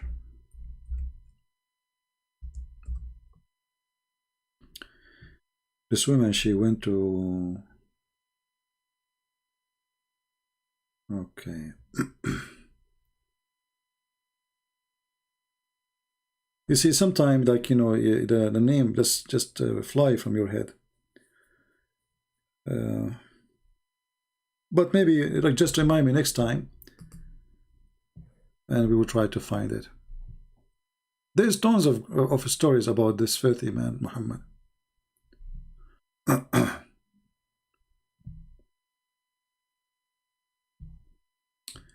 The Dawah team, my friend, those Dawah team, is that the same, the F Dawah? We made a video, we show everybody how they are a bunch of kids. However, listen, if any Muslim from any Islamic channel, they go live, and they are willing to take my call when I am live, I will be happy to do so. What do you think, guys? I'll let everybody laugh. All what they need, give us your Skype, and I will call you. Team, half team, full team, we will make them shish kebab. All right?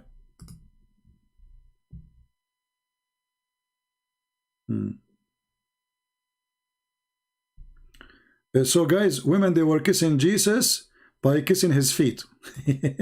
Yeah, Abdul, you just prove to us that Jesus is being worshipped, because people don't kiss feet of a human unless they are worshipping them, if those are a human like them. So she kissed his feet, she's worshipping him, she's not kissing Jesus. You are a stupid son of Mut'a, like your prophet.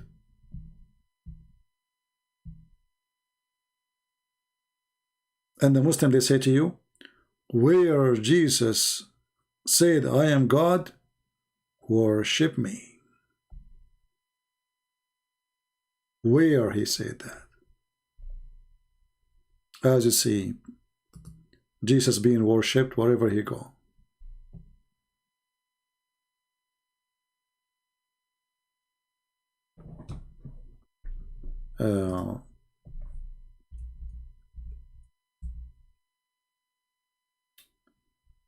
When a person enter your house and you bow down in front of him, and not only you bow down, you kiss his feet, that is not only an act of worship, that is an act of a person who is willing to obey his Lord for no matter what. It is the true submission to God.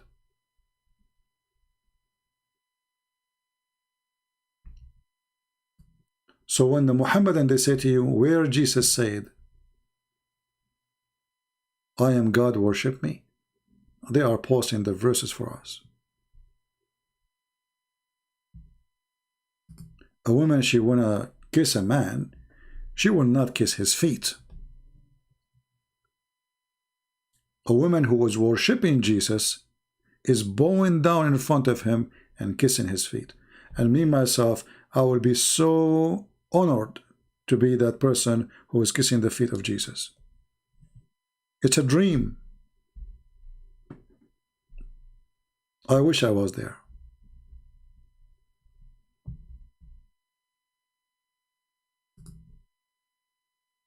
So while we Christians, we were kissing the feet of Jesus, Muhammad, he was asking women to give their vagina to him. Muhammad was making verses. Any believing woman, she want to offer herself to the Prophet. So the filthy you, because you are filthy like your Prophet, even the act of worship, you made it sexual. You're filthy.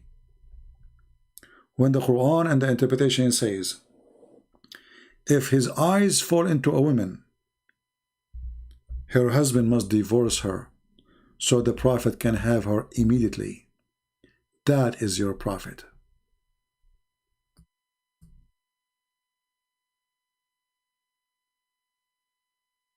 That is your Prophet. When your Quran says that any believing woman, she offer herself to the Prophet to if her, and the Muslim delight to say to marry her, and it says it's a privilege only to you. What kind of God he give a privilege to a man to if women? And this is a privilege.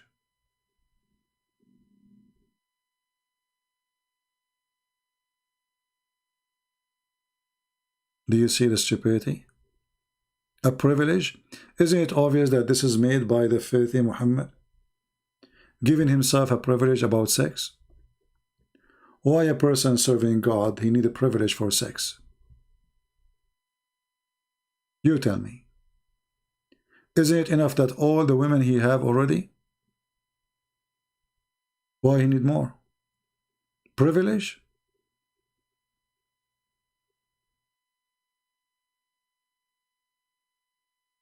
There's a video made by a Muslim says, well, the Prophet, what he got from this? He was suffering. The Prophet was fighting everybody. He was suffering. He was suffering. Look at the suffering. He got the fifth of the booty, the fifth of Allah, the fifth of Muhammad.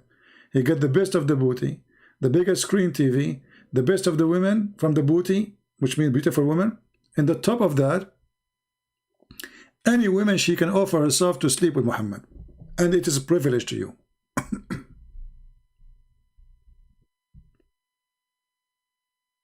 And the top of that, Abdul, if you try to insult Jesus,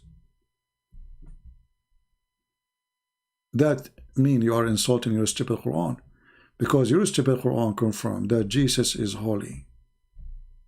Did Allah make a mistake? Look like he did.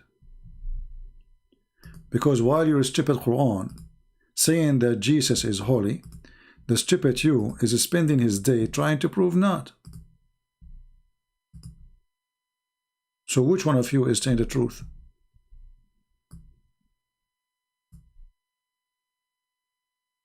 Do you see it?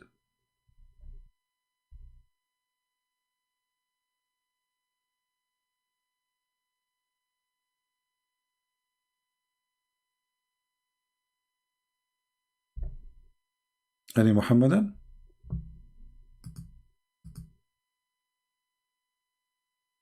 Any Muhammadan can explain to us why Jesus is holy in the Quran, Muhammad is sinner? Here we go. I will put the two verses next to each other.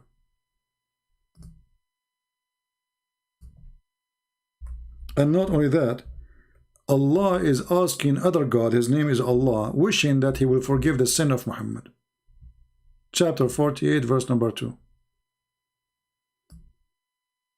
Forgive your community. What community? Look at this guy. The sin of Muhammad became your community. that is different level of a scam. Who is the translator? Hold on. Shakir. Forgiving the sin of Muhammad became forgiving your community. That's deep. That is truly deep, brother. We changed the translator. Look what happened. Look what happened. We just changed the translator. May Allah forgive your sin in the past and the future. The word sin became community. Nice community, brother. Right?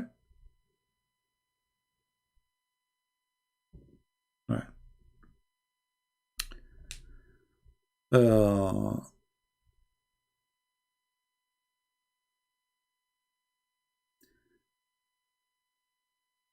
Muhammadan?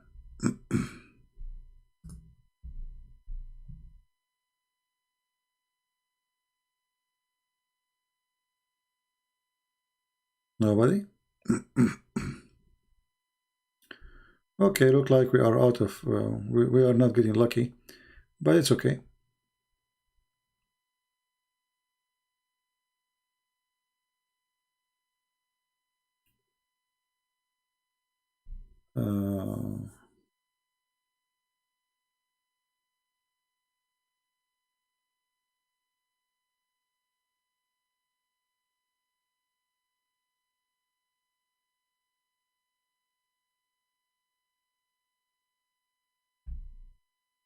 Well, somebody, he says, remember, Jesus did not say to the women to bow down. Okay, so? But Jesus, he did not say to her, don't bow down. He did not even stop her. She already bowed down in front of him. And not only that, Jesus, he spoke to Simon, and he said to him, do you see this woman? I came to your house. You did not even give me water to wash my feet. But she made my feet wet by her tears. So this woman, she is not only bowing down, she's bowing down and she is crying. And then Jesus, he said to her, go and your sin is forgiven. So Jesus here, not only the women, she bowed down to worship him, crying with tears, Jesus, he said to her, your sin is forgiven. The Quran says, and who forgives sin except Allah? Who forgives sin except Allah? But as you see, chapter 48, verse number 2, Allah cannot forgive sin. He's asking other Allah to forgive sin of Muhammad, wishing. But if we go in the Bible, let me open those verses.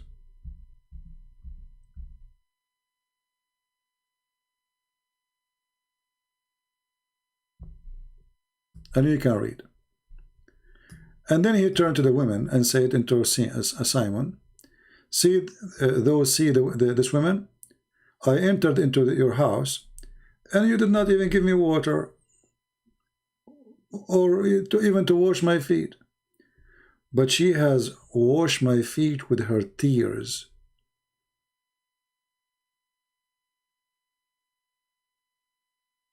And she wiped them with her hair.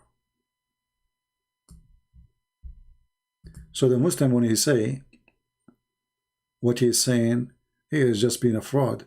The woman, she is bowing down in front of the Lord, crying and weeping, seeking forgiveness. And how we will know that this is the main purpose? Read carefully. He said to him, you gave me no kiss, but this woman, since I came, she kissed my feet. So she cried over his feet. She bowed down in front of him, obviously, and she is weeping, and her tears is all over his feet.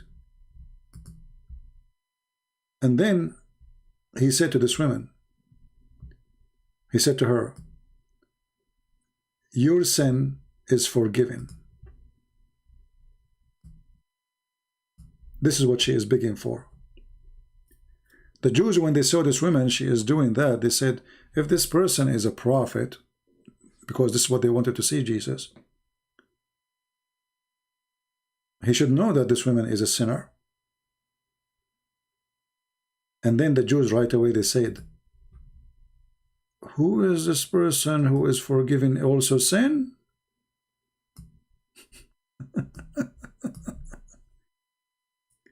So while Jesus was forgiving sin of people, Allah was asking other Allah, wishing Muhammad's sin to be forgiven in the past and in the future. Do you see it? So this is our Lord, my friend, and this is your Lord. Your Lord is asking other Lord, maybe It may forgive your sin, may. Jesus did not say, may the Lord forgive your sin. Jesus said to her, go and your sin is forgiven. And the Jews, they said to themselves right away, who is this person who also forgives sin? So I'm very grateful for the Muslim who mentioned this verse, because here you see that you have to be truthful from your heart. You have to worship the Lord. You have to wipe his feet with your tears, the tear of repent. And the Lord, he is loving. He is merciful. The same as you wipe his feet with your tears, he will wipe your sin, because you are repenting from your heart. So those verses not only showing us how amazing the authority of Jesus over sin, which means over hell and heaven, because the one who forgives sin is the only one who is in charge of hell and heaven. The one who forgives sin is God himself, because all sin is made against God, no matter what kind of sin. And nobody have the right to forgive a sin of a man except God himself.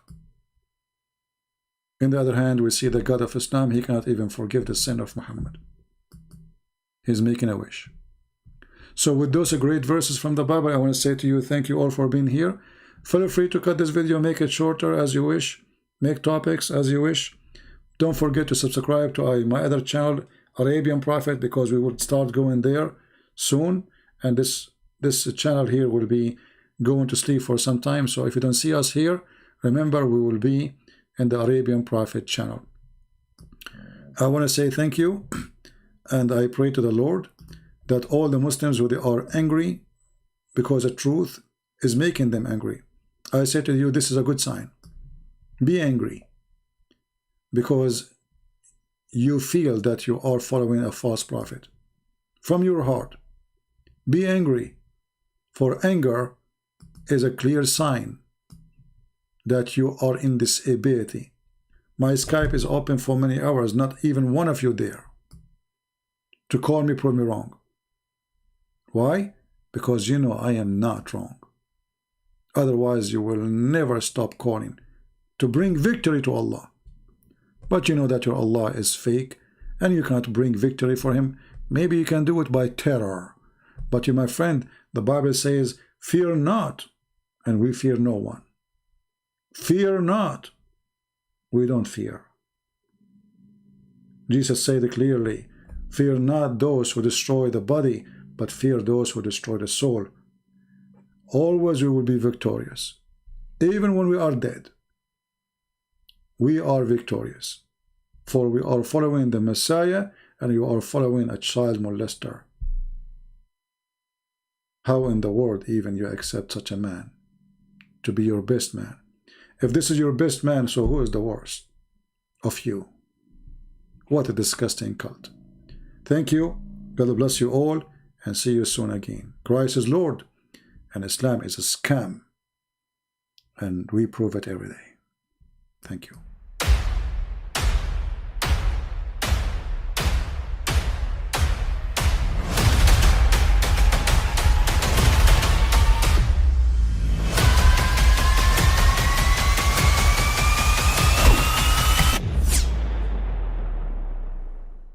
But I mean, again, he doesn't know who Gabriel is, right? Because he didn't come from an Abrahamic faith.